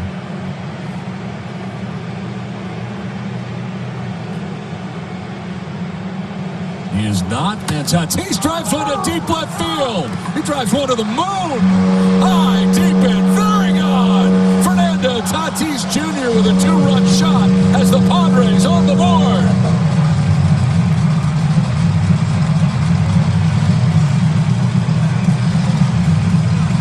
Tatis crushes his 4th home run of the year.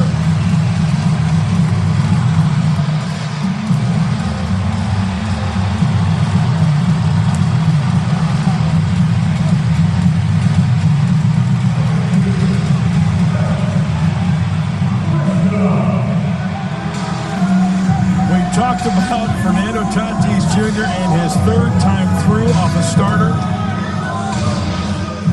And he just pads those numbers. Boy. Wow. That's mucho cuidado right there. Think he knew he got it? Oh.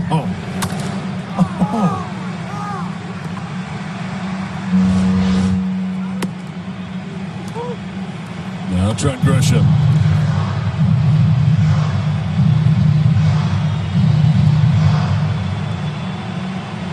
He's really good at baseball.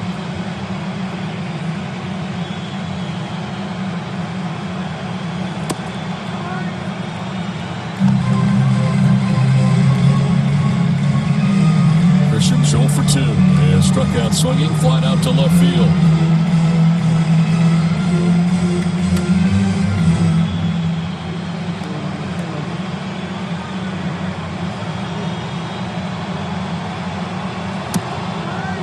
Tripling wants that last out to complete 5 to be that pitcher of record with them having the lead. There's 70 coming up for him. It's the hardest he's had to work in any inning to this point. 2-out walk really hurt Profar. It set the table for Tatis. And Grisham will take strike 2.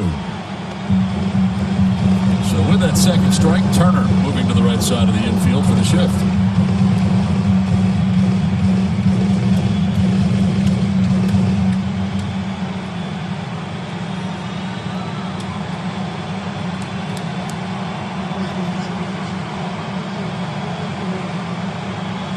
On the ground into that shift, it's Kike Hernandez with the throw that is in time that retires the side.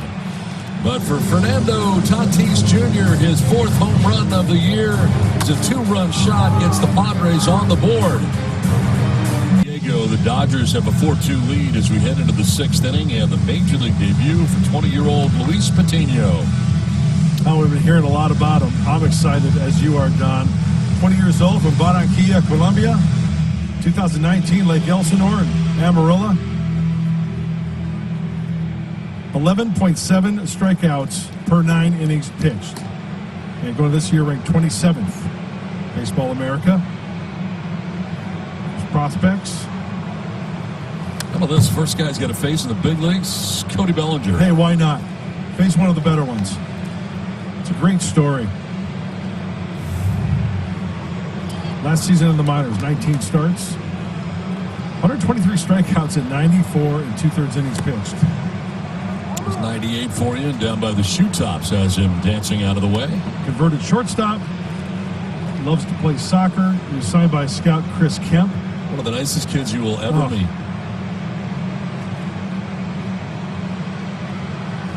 Chris saw him throwing a bullpen in between a doubleheader when he was in Colombia. And I heard an announcement that this kid was going to throw on the side. So he thought, he had seen what he wanted to see the rest of the day. So he went over there and signed him on the spot. Wasn't throwing as hard now, but he noticed his mechanics and his arm swing. Center field, incoming is Grisham, and he'll get there for out number 1 of the 6th inning. He said he's a workout warrior, huge drive, big-time positive energy. Kind of kid you root for. All of those things you realize within about 5 minutes of spending time with him. Had the chance to spend time with him in spring training. He stayed where we stayed. And also at FanFest here during the offseason, he and I were together for a couple hours. This one is in the air down the left field line. And, I mean, he is as positive a person as I have ever met. And well beyond his years. I mean, at that point, he was 19. Right. Okay, so now he's 20. But he went to spring training this year really thinking that he had a pretty good shot to be on the Major League team, and he did, that was my question to you. That personality to where nothing phases him, and he's ready to take any type of challenge. That's the feeling I got. Yeah. Well, there's that slider. Fastball from 95 to 100. He's got that slider, and then, of course, a changeup. Good extension. Good late break. Tough to lay off. 0-2 pitch. And a loop down the left field line that'll make its way foul. Long run there for Tatis, but no chance. We saw him a couple times in spring training. Looked pretty good then.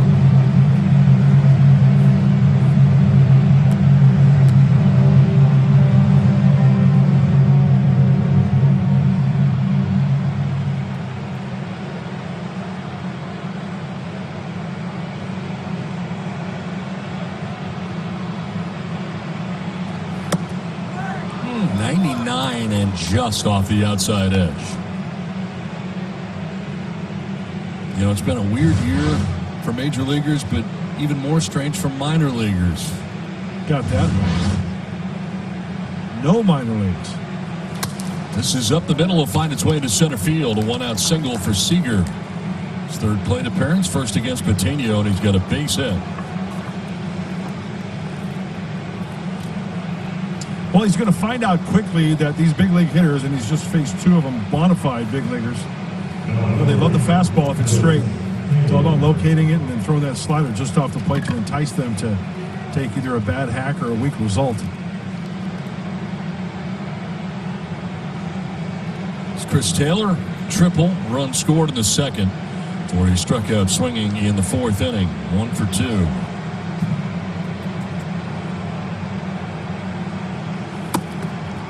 '97 straightens him up. Coutinho, the 25th Colombian-born player to appear in a major league game.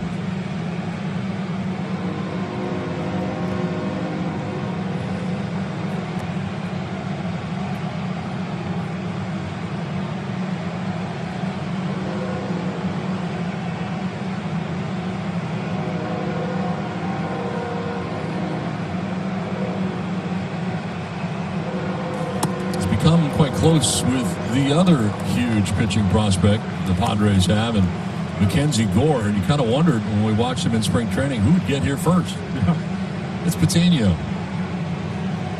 It's funny you say that because he's got somewhat of a high leg kick, and he actually adopted that from Mackenzie Gore. I mean, Mackenzie really gets it up there, and from the stretch, he's a little quicker from the stretch with the runner on.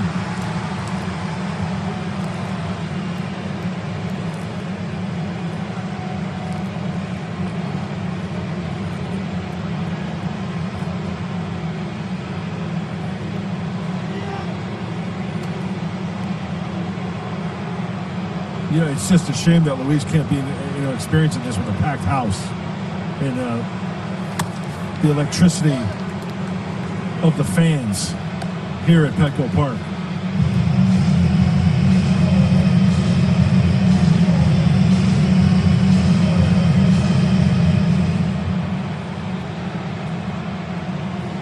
Two balls, 2 strikes with 1 out, 1 on.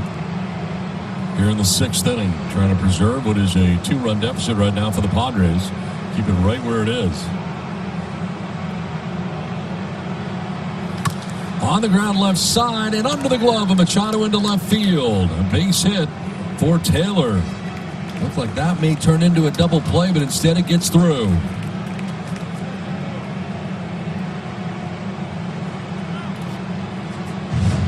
Thought Manny had a chance on this one, as it's a 4-seamer in. Thought it had double play written all over it. Just out of his reach.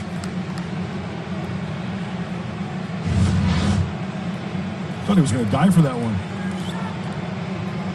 1 out, 2 on, and Jock Peterson coming up. As Hedges reels off some sides in front of the plate, letting the infielders know where he'll be throwing in a double steal situation, if at all.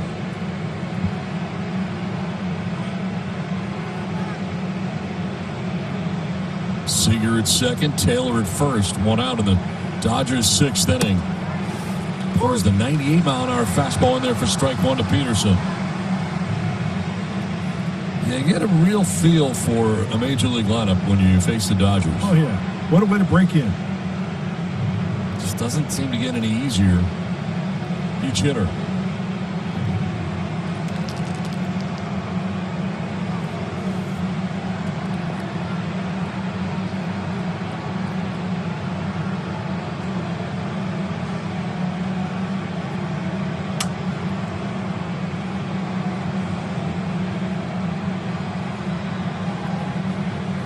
Swing and a miss, and it's 0-2. There's a nice changeup there.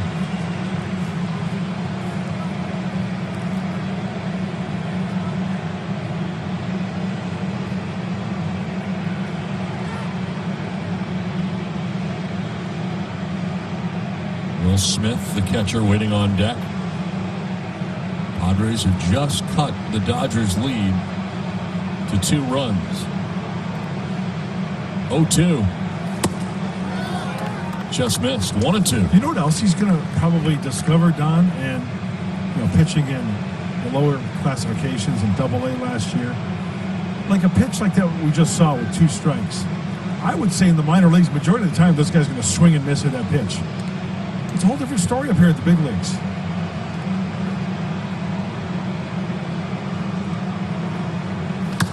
In the air to center field, hit well. Grisham going back, looking up, and that is gone. A 3-run home run for Jock Peterson, his second home run of the night. And now a 5 RBI night for Jock Peterson. And a rude welcoming to Luis Patino.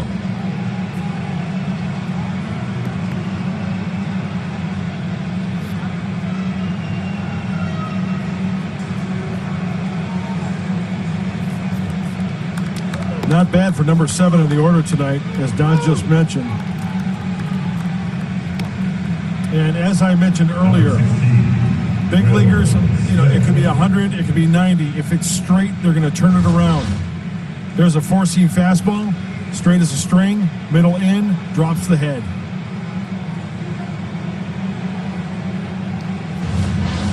Now Will Smith.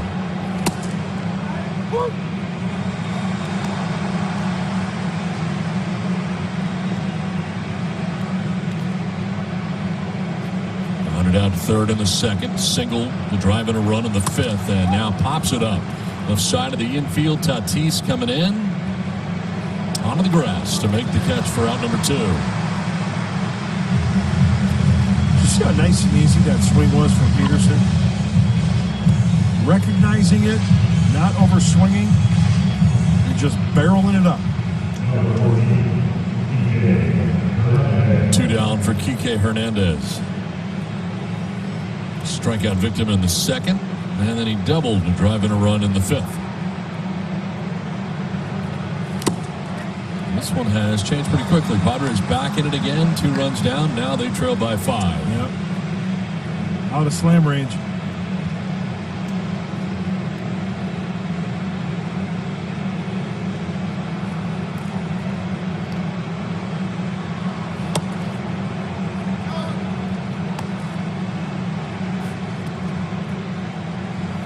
Only his 4th year professionally for Luis Patino. 2 stops in 17 in rookie ball. Fort Wayne in 18. And as we mentioned, when he took the mound last year, Lake Elsinore and Amarillo, AA. Lake Elsinore A-ball, just up to 15.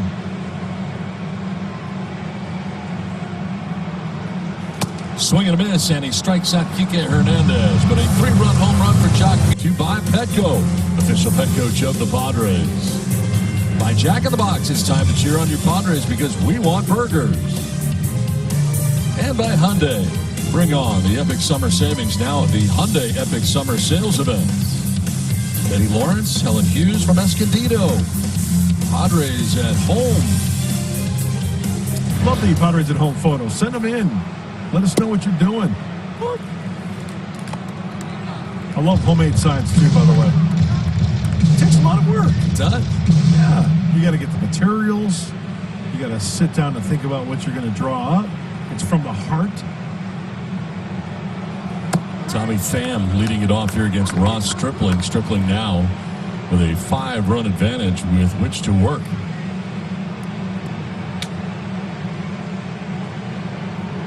Pham, Machado, Cronenworth, 3, 4, and 5 for San Diego.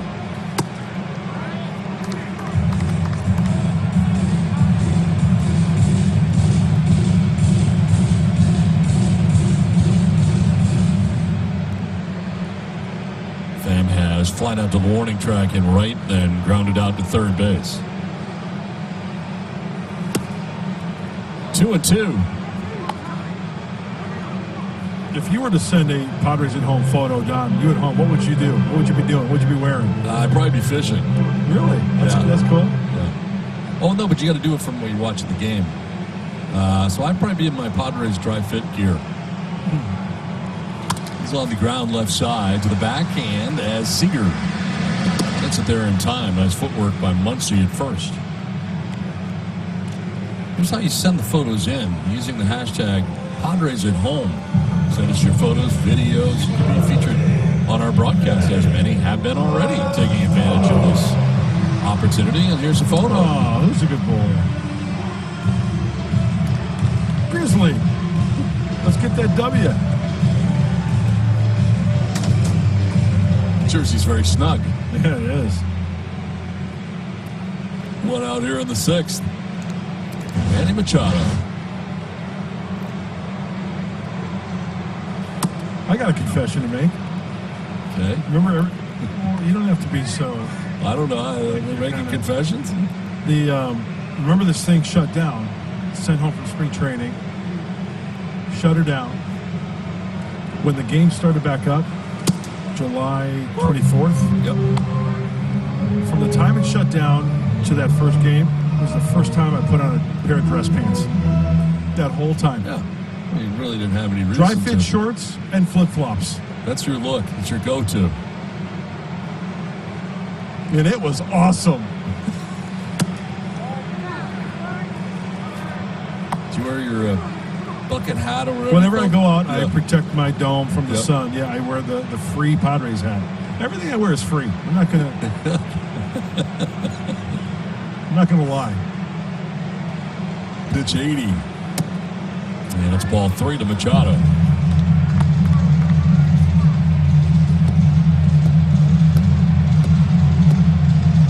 Jake Cronenworth on deck here with 1 out in the last of the 6th inning. Well, the theme now for San Diego is multiple base runners to try to get something going. It's going to be tough. That's a strike, and Machado gets the bad news from home plate umpire Mark Rippinger.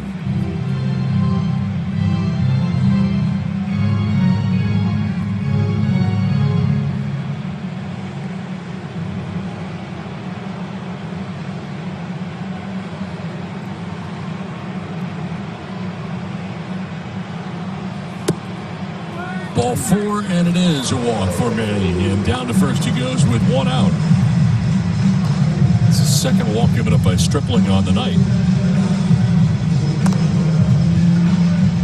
Might see a little action in that Dodger bullpen as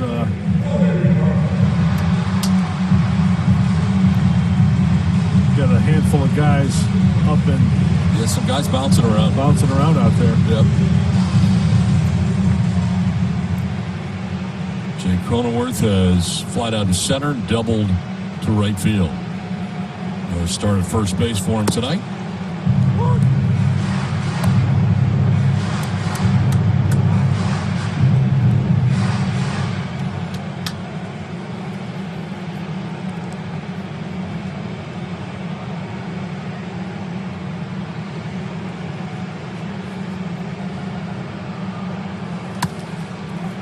Fouled off to the left out of play.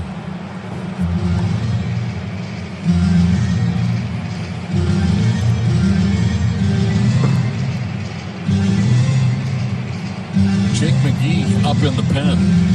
Former Rocky, Ray, veteran.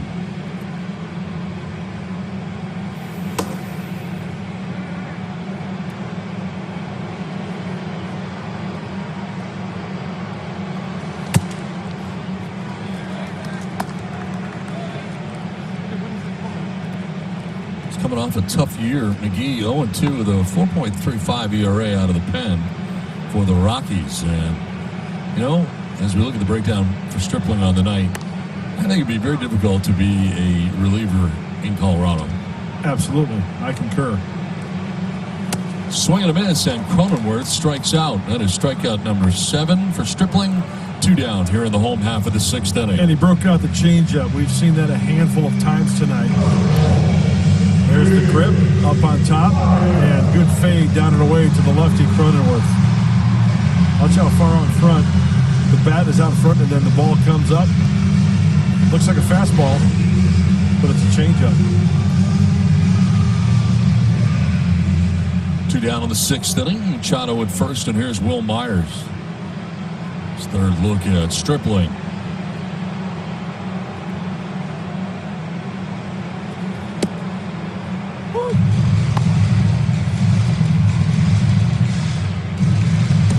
Still got the feel for the yacker. Stripling in and out of the rotation last year. Total of 15 starts of the 32 appearances that he made. And it was 4-4 last year, the 3.47 ERA. Fouled off to the right out of play. This copyrighted telecast is presented by the authority of the San Diego Padres and may not be reproduced or retransmitted in any form, and the accounts and descriptions of this game may not be disseminated without the express written consent of the San Diego Padres. You amusing yourself over there? Do I amuse you? Am I a clown?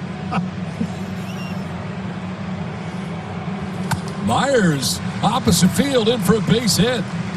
Over is Peterson to get it back in. Padres need base runners, and they're getting them. 2 on with 2 down. Will really got on top of this high fastball, and that's where he wanted it. Will Smith was out of the crouch, giving the high target. Watch him. See Will Smith right there? And then Will Myers gets on top of it nicely, rifling that pitch to right center field from the knock. El Gallo is aboard. 2 down, 2 on. Greg Garcia, who was struck out twice tonight against Stripling, both times looking. Got him on a fastball in the second inning, and got him on a changeup his second at bat in the 5th.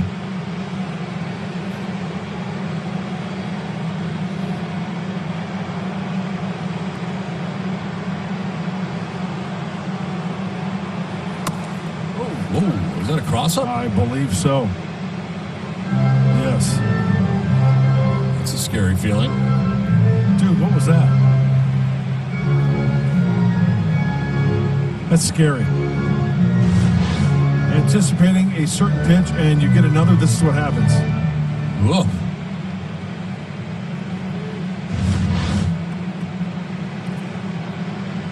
Pitchers feel horrible when that happens. That can hurt. Yeah, oh yeah. Last thing you want to do is hurt your catcher.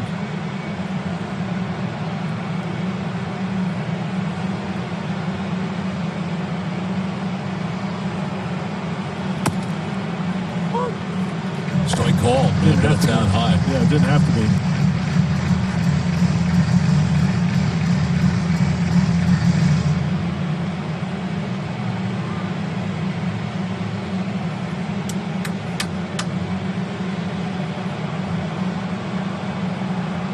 Machado at second, Myers at first.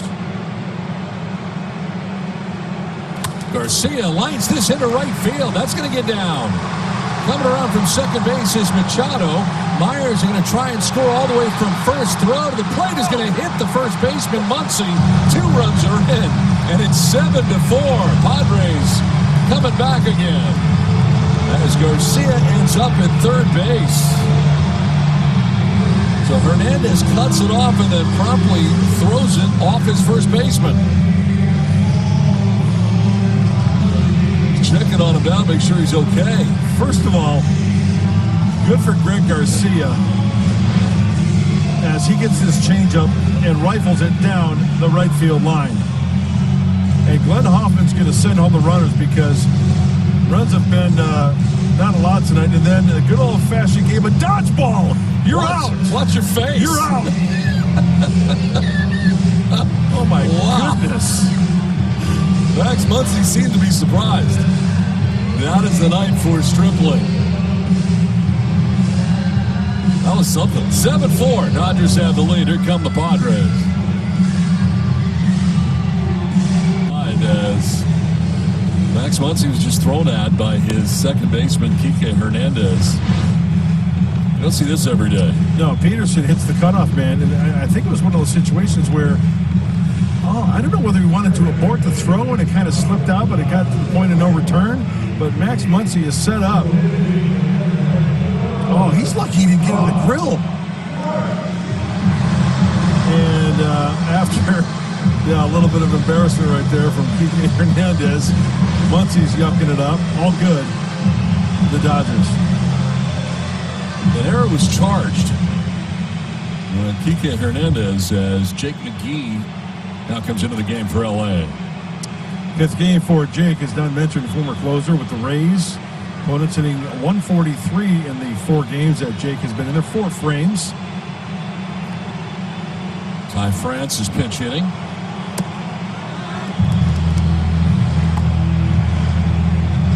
Austin Hedges, you have been 1 for 2.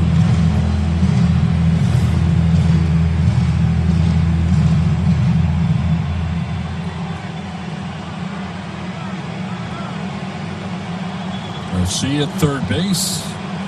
This one fouled back. We've seen a lot of Jake McGee over the years.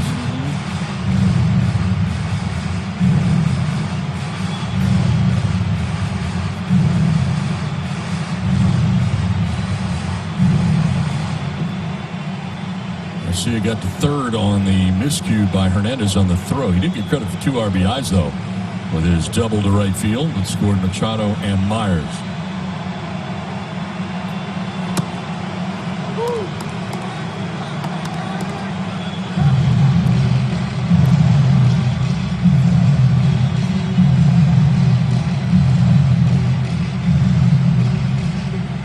Runs in so far here in the last of the 6th inning.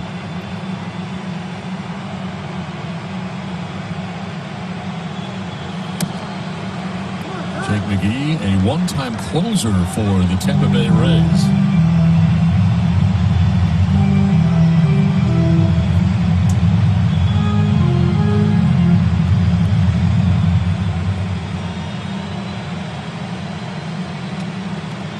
Stripling is 5 2/3, responsible for Garcia's at third base, and Ty France strikes out to end things here in the 6th inning. Padres get 2.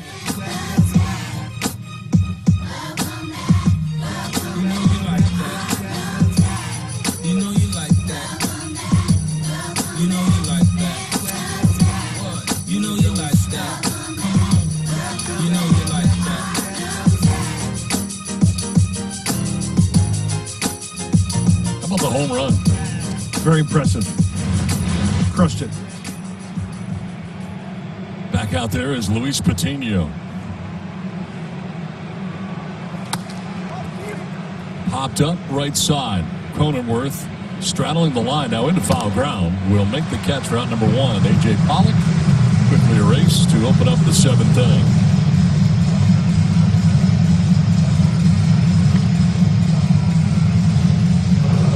Second inning of relief for Patino. Give up 2 hits with 1 out before the 3-run home run by Jock Peterson.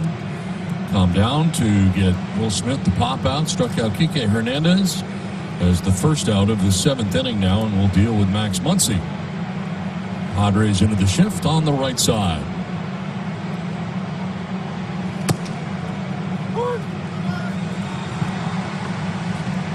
The 2-1-1 defense.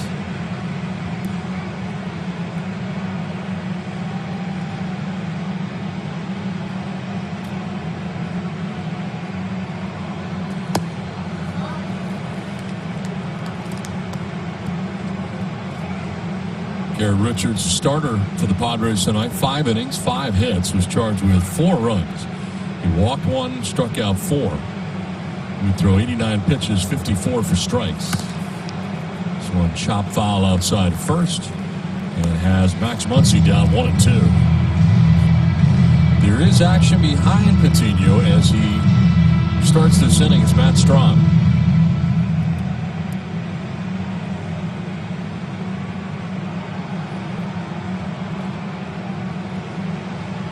Muncy strikes out, and Patino gets his second big league strikeout. 2 down.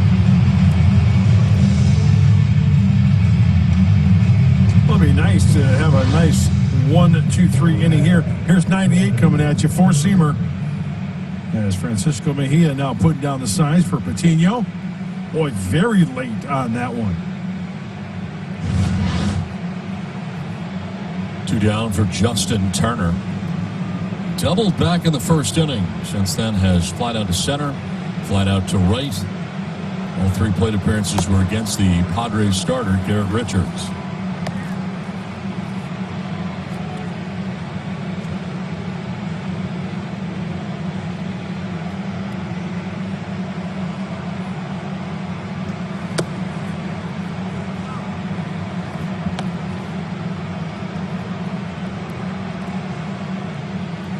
Blake Trinan up for the Dodgers. This was the formula we saw last night. Trinan would work the 8th, maybe coming on here in the bottom of the 7th tonight. Fly ball, center field. Grisham coming in, and this could be a quick and easy inning for Patino, and it is a 1-2-3, 7-4 LA.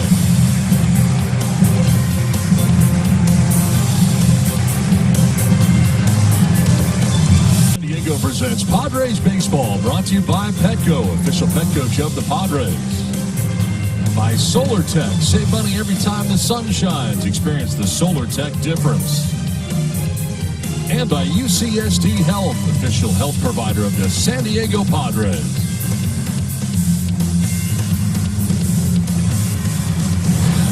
Now the Padres have work to do, trailing by 3 runs as we head to the bottom of the 7th inning. Jerks and Profar to lead it off. Blake Trinan becomes the 3rd Dodgers pitcher of the night. And he pitched yesterday in the 8th inning, and he struck out all the batters he faced. Hard-throwing right-hander, veteran, stabilizing this Dodger bullpen, which is a darn good one. Entrance his 6th game. Opponent's only hitting .118. Jake McGee faced just the 1 hitter, and he struck out Ty France, the pinch hitter, to end the last inning. Profar has flied out to center and walked. And Don, just want to reiterate the new rule. Remember the 3-batter minimum rule? But if a reliever comes in and finishes the inning, you don't have to start the next inning to face more. So that's why Jake McGee is not back out there. If you finish the inning, as long as it's the last out. Correct. Now, Trinan, since he's starting the inning, he's going to have to face 3 hitters.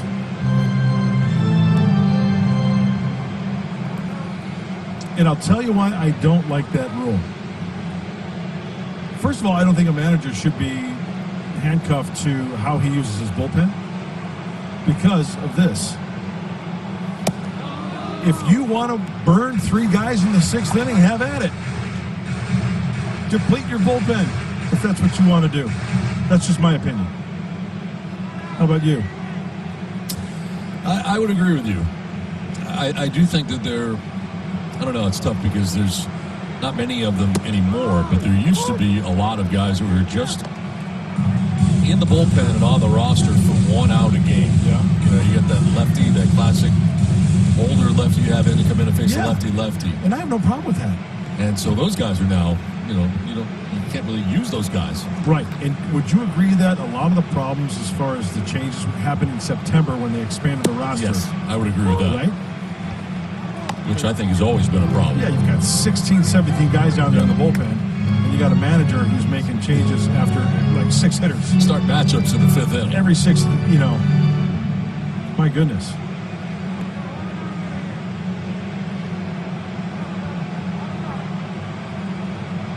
Payoff pitch to Profar. And that is ball 4. So a good start to the inning for the Padres. Second time that Profar has walked, and it's time now for the Callaway long ball. Fernando Tatis Jr., and this was a long ball. I think he almost hit the Callaway golf ball out there. It was hit so far. 400. See, there's a Callaway. There it is. That's the hardest ball he has ever hit. Hardest home run ball he has ever hit. 112.1. Yeah, we got launch angle at 34%, Degrees. Yes. What did I say? Percent. Whatever. That's different. Tatis with a big swing and miss there. 34% angle. Degrees and percent are a whole different concept. Yeah. It's a different formula. It is. 34 degrees. I stand corrected.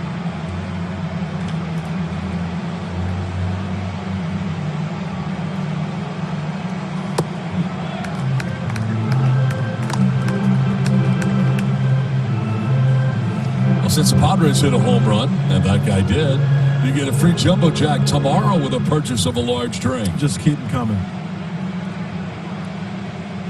You're hungry for homers. I might veer off tonight. Oh. Because of Jake Cronenworth's home run last night. 1-1 pitch, grounded left side, cut up by Turner to second. They get the lead runner in Profar. And Tatis will reach at first. running into the fielder's choice. Well, you know, I knew there was a really good opportunity tonight, a really good chance, I should say, a high percentage that your car would veer off to Jack in the Box tonight because you had salad for dinner. So I knew that there was going to be a future real dinner, a second seating that was going to follow at some point tonight. Yeah. Salad's pretty much eyewash. Here's Trent Grisham with one out. 0 for 3. He struck out, flied out, and grounded out. Couple of bloops and a blast here for San Diego. It's getting late. Need another base runner to try to get that tying run up to the plate. But they've got one tough customer out there and trying to nasty stuff.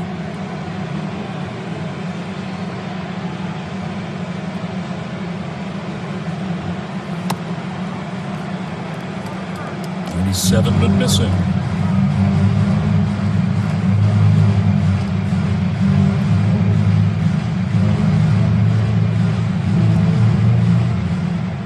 Drennan had 38 saves for the Oakland A's back in 2018. Runner goes at first, and this will get away from the catcher Smith. So Tatis just keeps on running. He'll get to third now. So he had stolen base. Second base stolen, but it turns into the ball getting away from Smith a long way over by the Padres dugout. He gets to third base. There he goes. Got to go. And then you can hear it from the dugout. Go, go, go, go. Picks it up. 390 feet.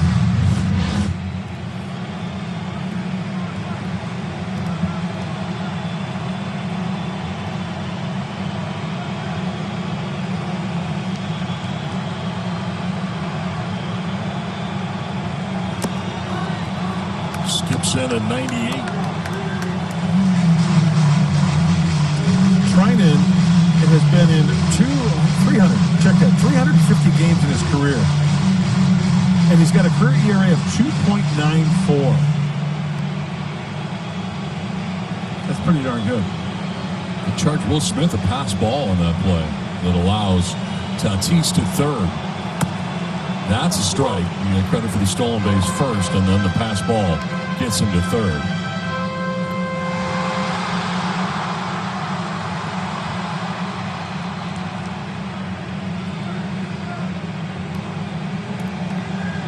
Trying to battle back from a 3-1 count.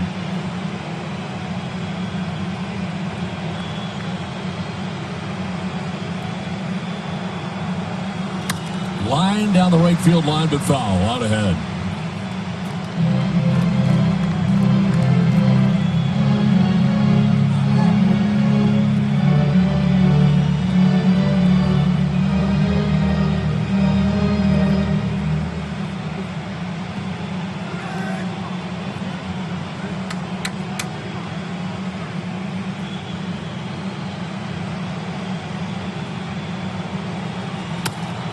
Flips it foul the other way this time. Taking those fastballs and fouling them off. That one at 97. So we talk about guys using the whole field, foul pole to foul pole. Trent Grisham's using the whole ballpark. Foul territory down the first base line. Spraying and foul over the Dodger dugout.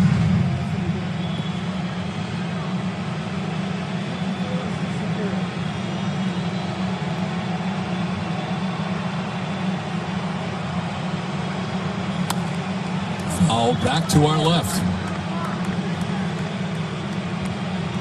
The battle continues. 8th pitch coming of this plate appearance for Trent Grisham.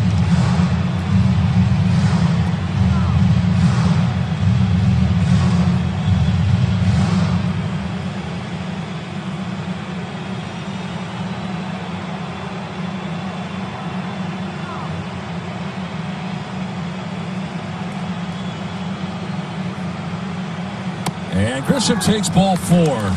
Ends up taking the walk. Second walk given up by Trinan. Now a quick word from Fix Auto. At Fix Auto, every collision repair center is open following all guidelines to keep you and your loved ones safe.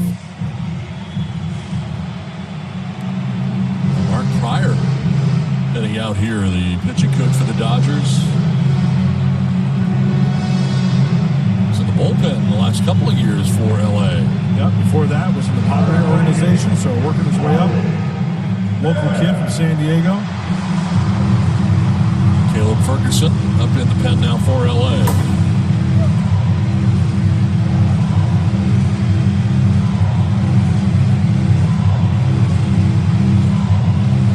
First and third, one out. Tying run now coming to the plate in Tommy Pham, who is 0 for 3 in tonight's game.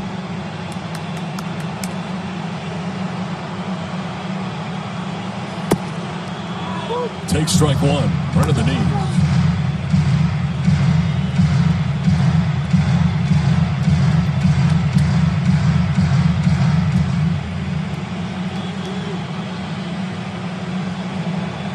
For 11 in the series is Pham.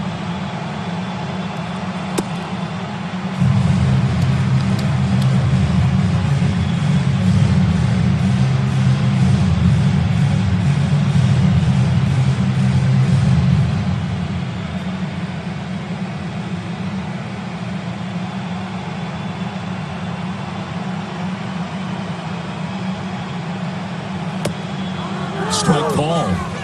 Pham didn't think so.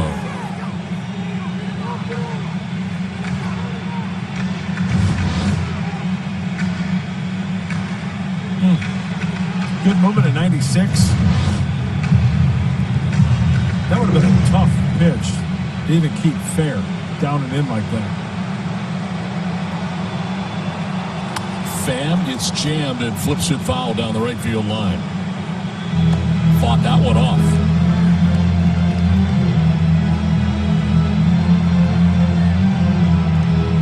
Two walks in the inning. Most recently, Trent Grisham reaching on the walk with Tatis at third. Runners at the corners.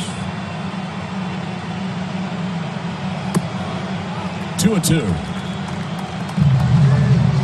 Well, if you're hoping for a long ball, Trinan does not give up a lot of home runs during his career. 404 innings pitched. He's only surrendered 27 home runs.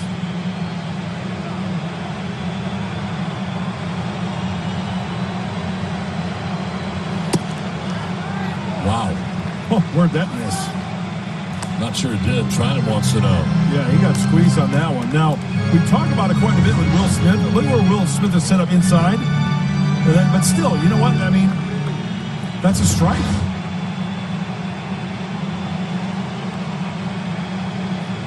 So 3-2 now to Tommy Pham.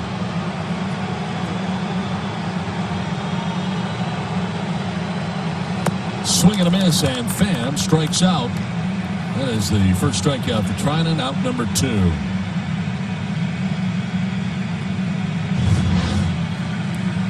Two-seamer.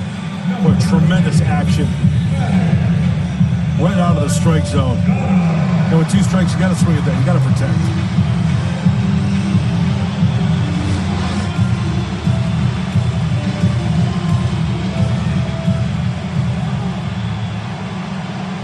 Two outs, first and third, and a chance here for Manny to do some damage and tie this game.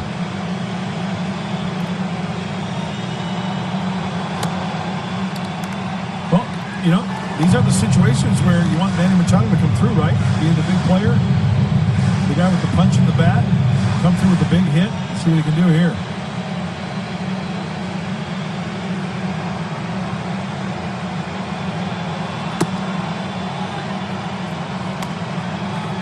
On a strike to Manny Machado, who has struck out looking, lined out to center, walked and scored. Both off-speed pitches. Slider changeup to Manny here.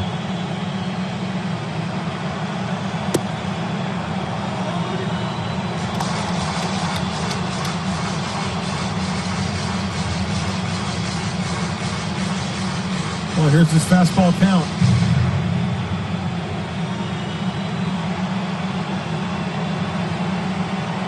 Runner goes at first. Machado will take a strike, no throw, and it's second and third now.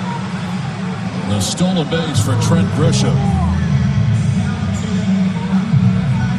And Jason has come out of the dugout here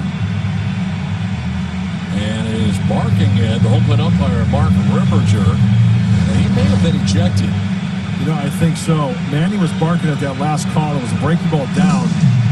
It looked like it was a ball. Manny was barking. Jace started barking from the dugout. He came out, and I think he did give him the heave-ho.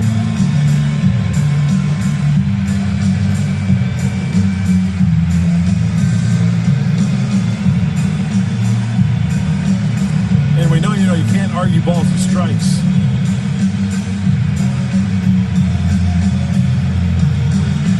I kind of like it, though. Jace Tingler, he knows the consequences, but, he's sticking up for his player, going out there and speaking his piece as we take a look at the pitch. Below the zone, ball. Manny starts barking at him, and he runs him. Jace Tingler out of the game.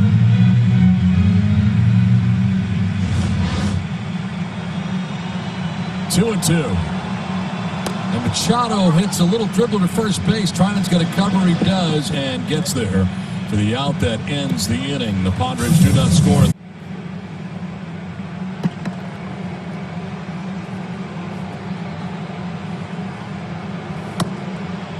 All right, Mike and Mark, thanks very much. New pitcher on for the Padres, Matt Strahm. Well, one thing in mind here, hold the 3-run deficit for lefty Matt Strahm.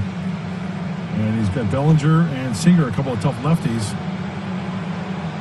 First two hitters here for the Dodgers.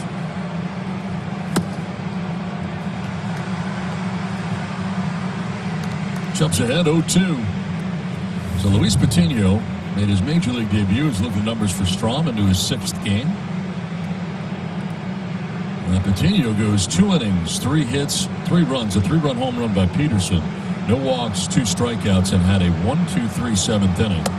Retired the last 4 batters he faced, 2 by way of the K, and all things considered, pretty good first major league appearance. Sure, and he's going to find out. I mean, there's a lot to learn that first night, especially against this lineup. He'll go back and watch some video and talk to pitching coach Larry Rothschild, go over his outing, iron out some things.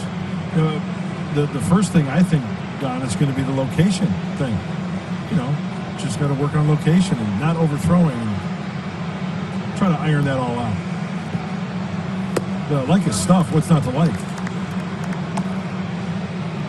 Matt pitched last night in the 9th inning.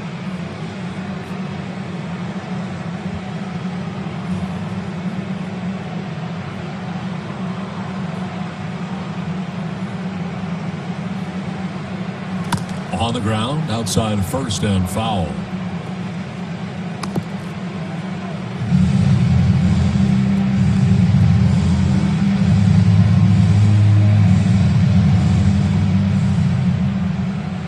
Corey Seager waiting on deck. Then Chris Taylor as the Dodgers bat here in the 8th. Here's a 2-2 from Matt Strahm. In the air, high in the air, the shift. And Machado in right field and makes the catch with Profar in the neighborhood. 1 down. That is so weird for Manny to be all the way over there making catches on fly balls. Yeah. Well, that's the old patented Don Orsillo 2-1-1 defense working for you. Yeah, right into the teeth of the 2-1-1. 1 out in the 8th. 6 in a row retired by Padres pitching. Corey Seager.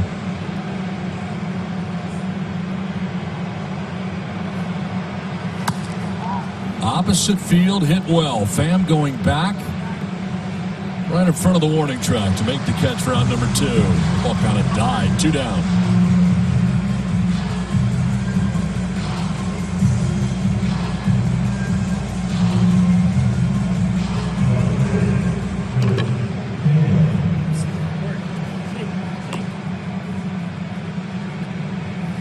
Here's Chris Taylor with 2 outs in the 8th inning.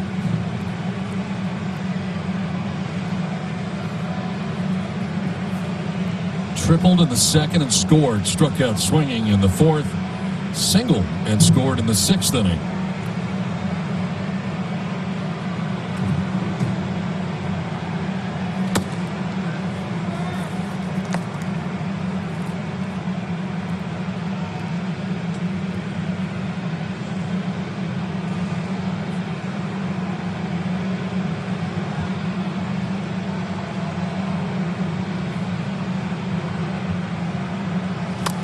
On the ground by the mound towards Profar. Second is throw off balance and in time.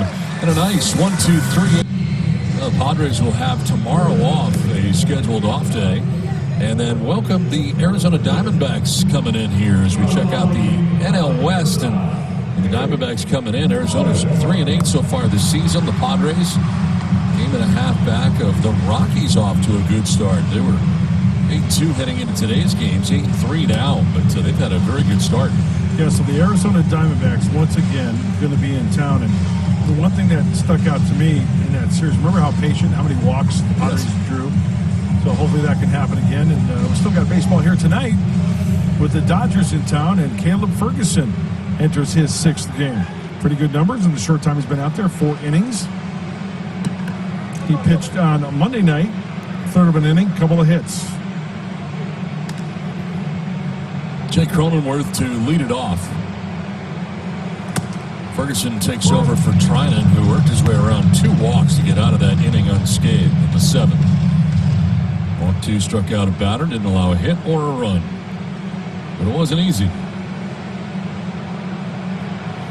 Cronenworth fouls this one off Will Smith. Sounded like a direct hit.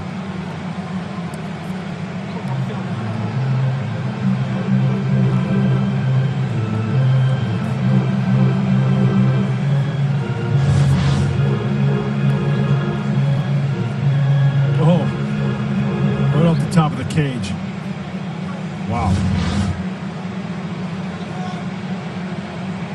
I think he's got one of those cages that has those shock absorbers. Yep. On the sides. Yeah. Like Austin Hedges has. Yeah. Will Smith going with the traditional catcher's mask. Oh, there is the shock absorbers. Yeah. Very springy. Yeah. Down by. That is strike 3, and Jake Cronenworth strikes out to open up the bottom of the 8th inning.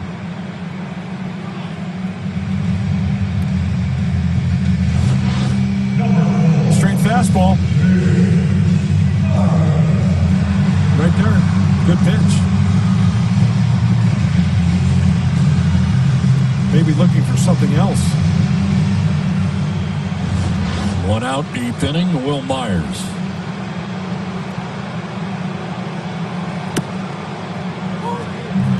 Struck out looking in the 2nd. Struck out looking in the 5th.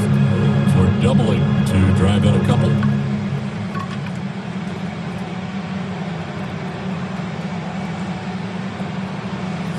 Fouls it back to the screen. That was 97 from Ferguson. It's 0-2.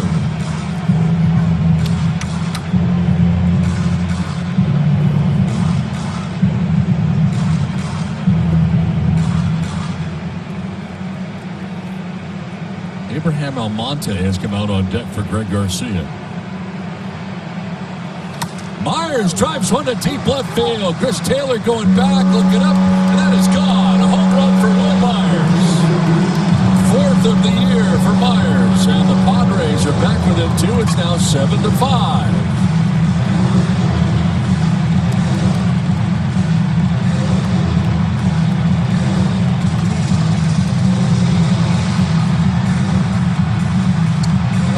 Mistake to Will Myers.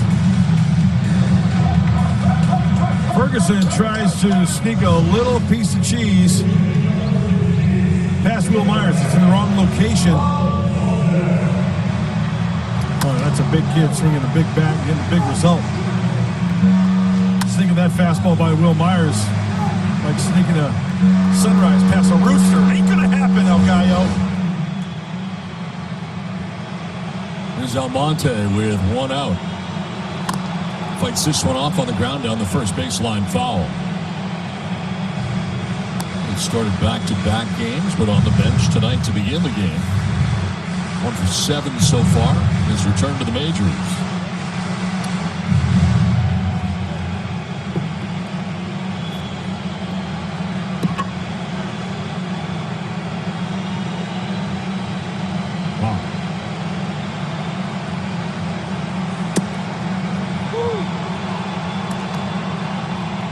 Ferguson jumping ahead 0-2.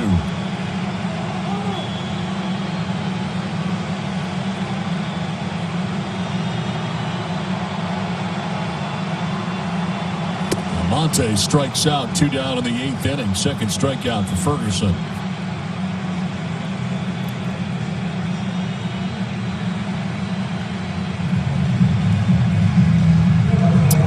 Francisco Mejia to bat for the first time.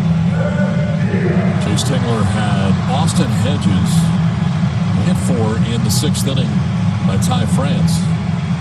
Mejia took over defensively last inning and now bats for the first time.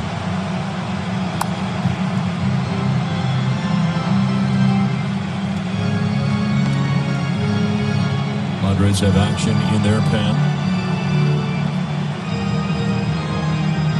Guerra being joined by Kirby Yates.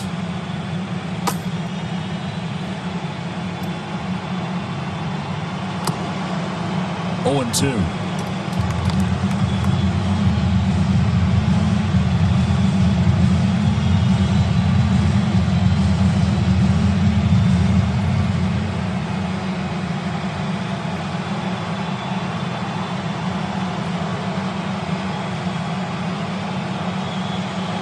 Mejia hits it on the ground is short. Seager will go to first. That'll end the 8th inning. Will Myers with a home run gets the Padres closer. Dodgers have a 7-5 lead from Myers. It's home run number 4 of the season. How plays of the game, and Jock Peterson not 1 but 2 home runs. First one off Garrett Richards. It was a 2-run shot in the 2nd inning, and then in the 6th, a 3-run home run off Luis Patino. Out to deep right center field, and Peterson with 2 home runs tonight. Had 1 coming into tonight's game, so 3 now on the season. And he's about to lead it off here for the Dodgers in the 9th inning. He'll do so against the new pitcher, Javi Guerra, who is on here for the Padres to pitch the top of the 9th. You know, the impressive thing about those home runs, the one off Garrett Richards was a curveball the opposite way. The other one, a fastball out of the hand for Luis Patino. Here's another kid who throws hard. And another kid who's converted shortstop. Enters his 5th game, Javi Guerra. Chance for him to get an inning. So Matt Strahm pitched the 8th at a 1-2-3 inning. 2 flyouts and a ground out. And here is Jock Peterson to lead it off in the 9th inning.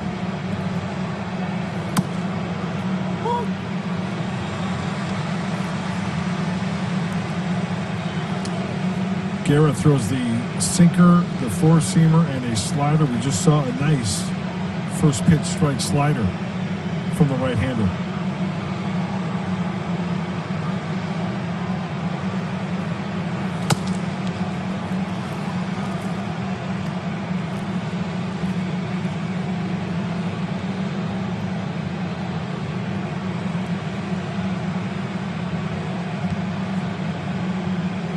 Eight in a row retired by Padres pitching. Combination of Patino, Strahm. Fouled off over by the Padres side of things on the first base side. You know, we saw Dustin May last night.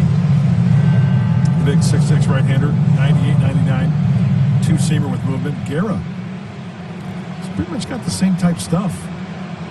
97, 98, 2-seamer down to the zone. Very nasty.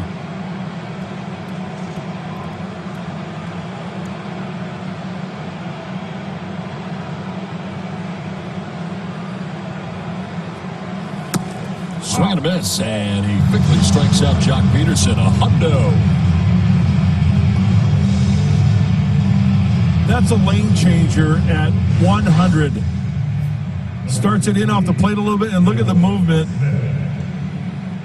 That's a beautiful thing.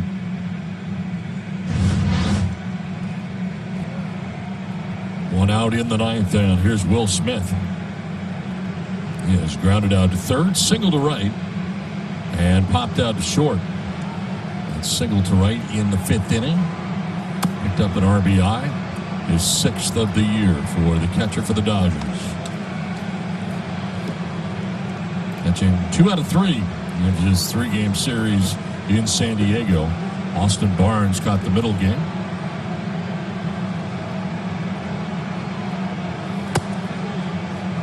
.99 and missing, 2-0.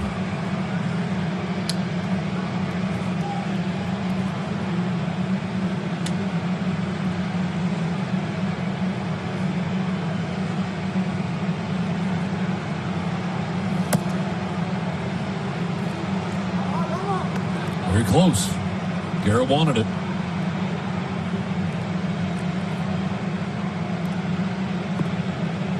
Kike Hernandez waiting on deck with one down in the Dodgers' 9th inning.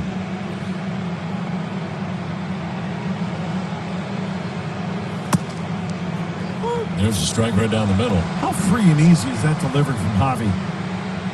98 on you. Yeah. I mean, if you just focus on his delivery from the start to finish, don't watch the ball, but just how easy it is and how he ends up in a good fielding position. Tremendous arm speed. And under control as Mark Ribinger gets that one off the grill.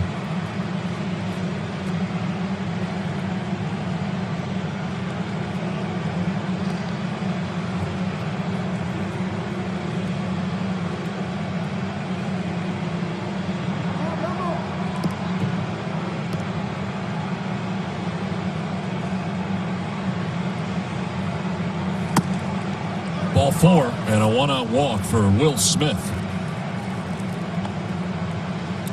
It's only the second walk allowed by Padres pitching in this entire game. Richards had allowed a walk back in the 5th, but that's been it. One-out walk here takes us to Kike Hernandez. An RBI double in the 5th, a 1-for-3 night for the Dodgers' second baseman.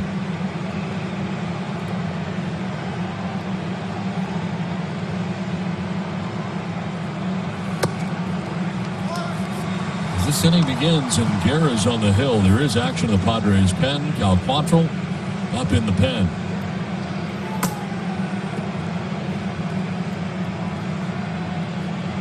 St. Patino, Strom, and Guerra in relief of Richards.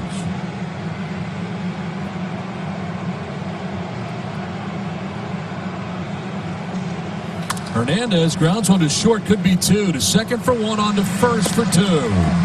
So the 6-4-3 TP takes us to the bottom of the 9th inning. Padres with work to do, and Fernando Tatis Jr. will be batting second. We come back to Petco Park in San Diego at 7-5 LA. Who has not been able to use Mookie Betts in this series offensively. He used him defensively last night, and he is in right field for the bottom of the 9th inning tonight defensively. So in this game, as the closer is now in the game for the LA Dodgers, Kenley Jansen. Kenley Jansen recorded his 3rd save last night as he pitched the 9th inning. It was a 1-2-3 inning for the right-hander, entering his 6th game. 3 for 3 in those opportunities. .063 batting average against. Last night he was on 91-92. He's got that cut fastball, breaking ball. Need base runners. He's pitched 5 innings and given up 1 hit in 2020. Jurickson Profar leads it off here in the bottom of the 9th inning. Dodgers employ a shift on the right side.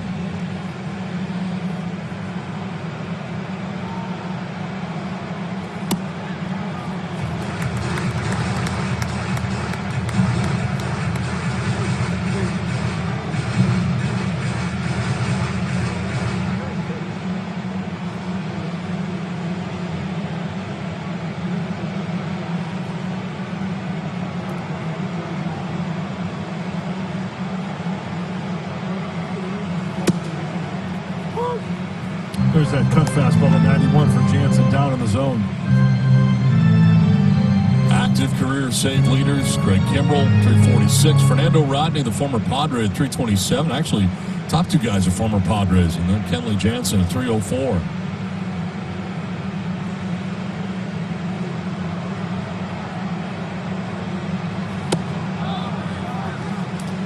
Two and 1. Profar trying to find a way on, bring the tying run to the plate. And Fernando Tatis Jr.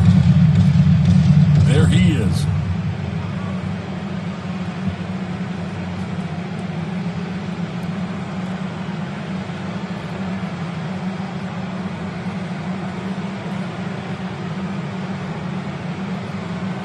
Profar hits one deep and far to right field. Will it stay fair is the only question, and the answer is no.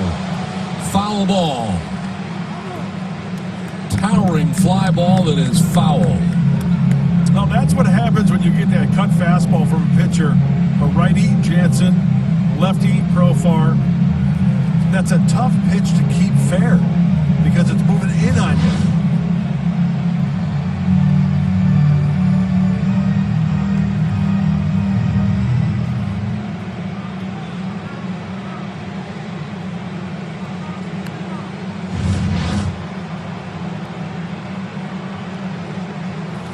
Line down the right field line, foul this time. Profar has one home run in a Padres uniform.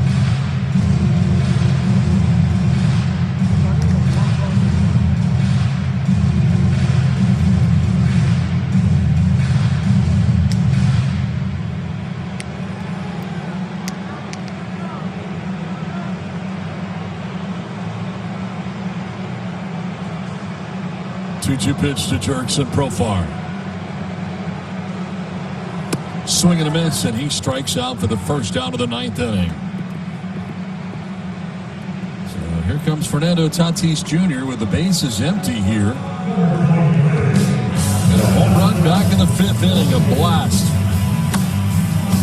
He knew he got it right away. We'll look into his teammates. Oh, yeah. I guess that's a serious look. Yes. Serious home run. Serious fun right there after that home run.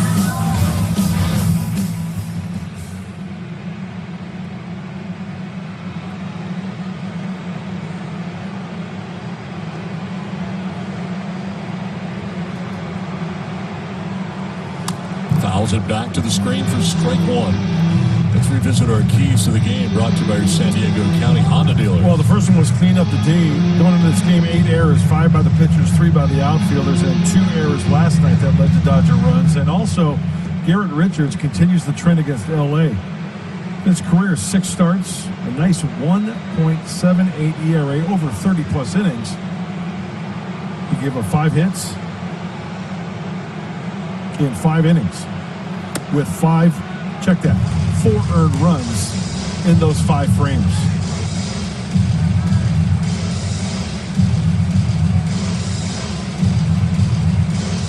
One out, ninth inning. Ball and a strike here to Fernando Tatis Jr. Trent Grisham waits on deck.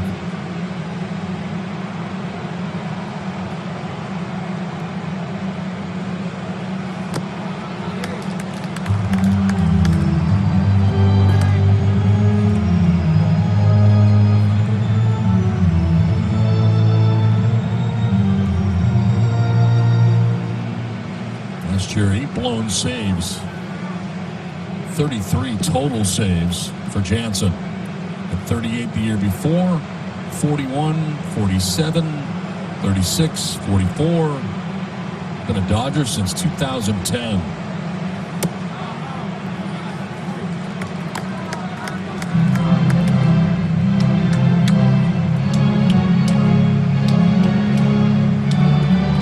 Falls behind Tatis 3-1 and in the midst of a meeting with himself right now.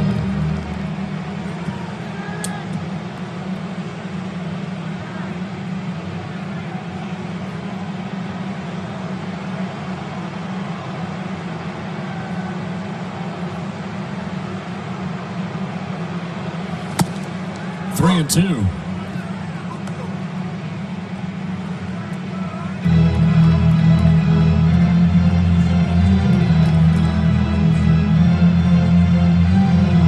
Grisham waiting on deck.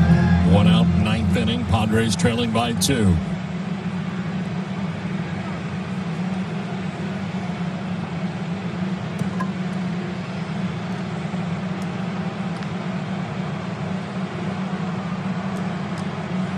Tatis reaches out and pokes it foul off to the right out of play. So you focus on the cutter, middle away, and try to drive it that way. We know that Junior can take it that way with the best of them.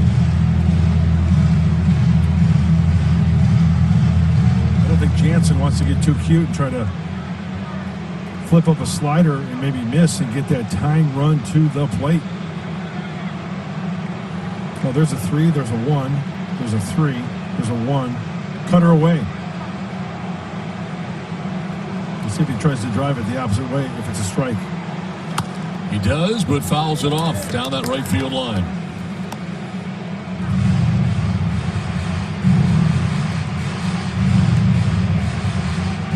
Eighth pitch of this plate appearance coming up.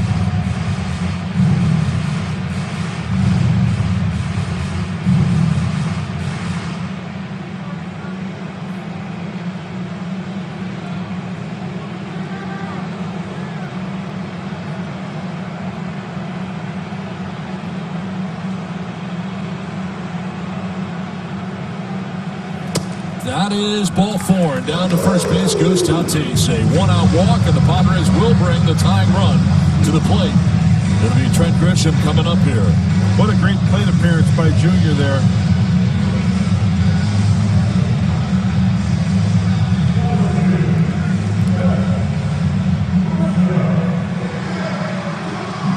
Trent Grisham has struck out, flying out to left, grounded out to second, walked and stolen a base.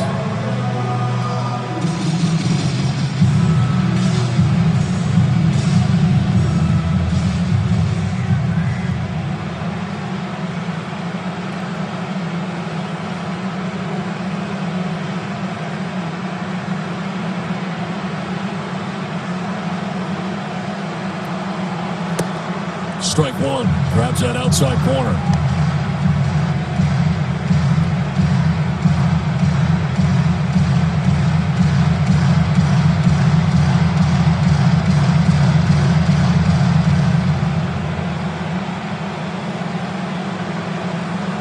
Soft toss over to first, and Tatis was almost standing on the bat.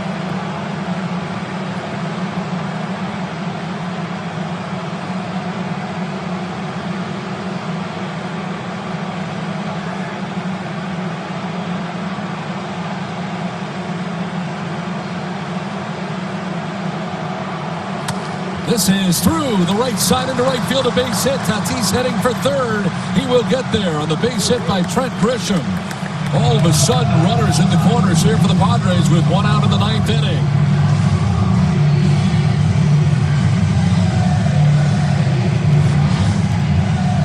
Cut fastball, and you could see that Will Smith was sending him away, almost wanted to backdoor that one, but it just catches too much of the plate, and he splits the difference in the fielders there. Padres got some action going.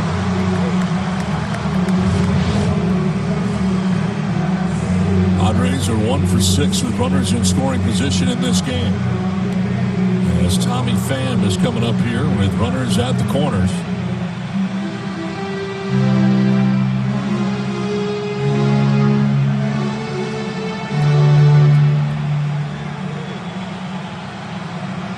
One for 3 in his career against Jansen.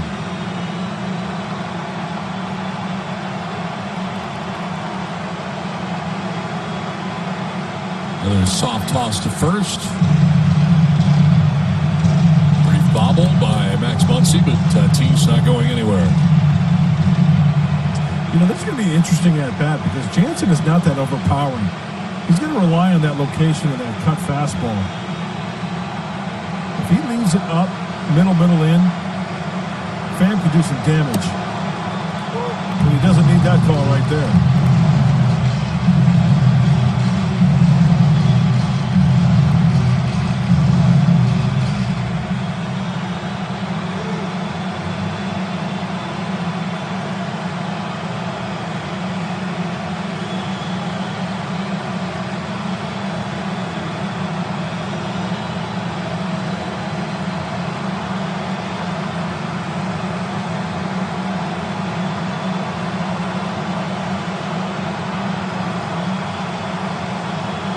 Pham fouls it back and is down 0-2. On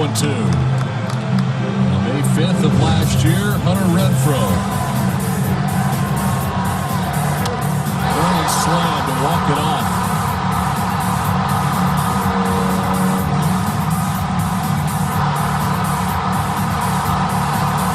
Might have been the victory of the year last year. Yep.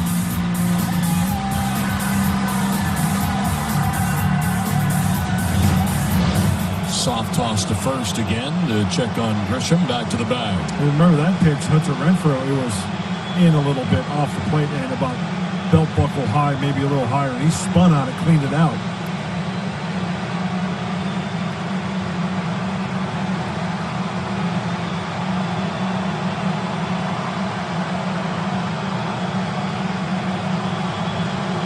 Fan lines this to left field, and that ball's going to get in. Tatis will score. Heading to third is Grisham. The throw goes to second base, and Pham's going to get back to first. Tying run 90 feet away now. 7-6, Tommy Pham driving in a big run.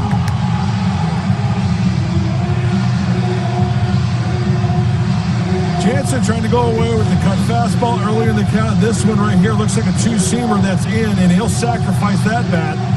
That ball snaps the shillelagh of Tommy Pham. One on, one off, and things are getting interesting right here. Pham was thinking about two, but the Dodgers, Chris Taylor quickly gets that ball at second base to hold him at first for the single. Ron Pryor, the pitching coach out there. Manny Machado coming up. Potential winning run is at first base now for the Padres. They bat the bottom of the ninth inning.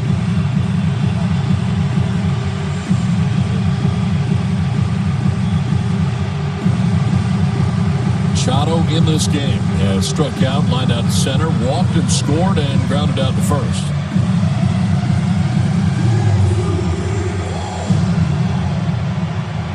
Six career walk-off hits.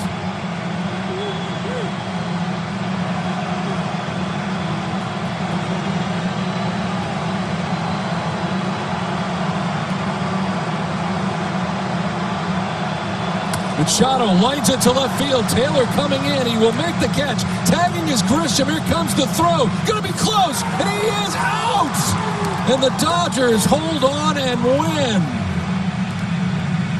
Machado flies out to left, and Taylor fires homeward. And the Dodgers survive as the Padres lose a crushing ball game tonight in San Diego. The tying run thrown out at the plate, and Trent Grisham ends it. This just goes to show you the talent that the Dodgers have, and they can place a lot of different players in different positions. And I'll tell you what, Chris Taylor plays this one perfectly. Momentum going towards home plate. Gets up and fires it.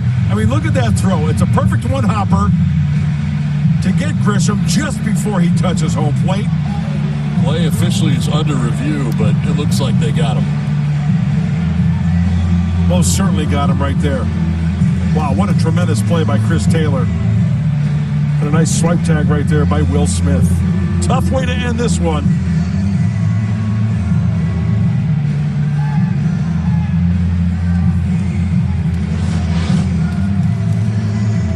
Umpires are still looking at it right now. The Dodgers have already congratulated each other and come off the field for the most part.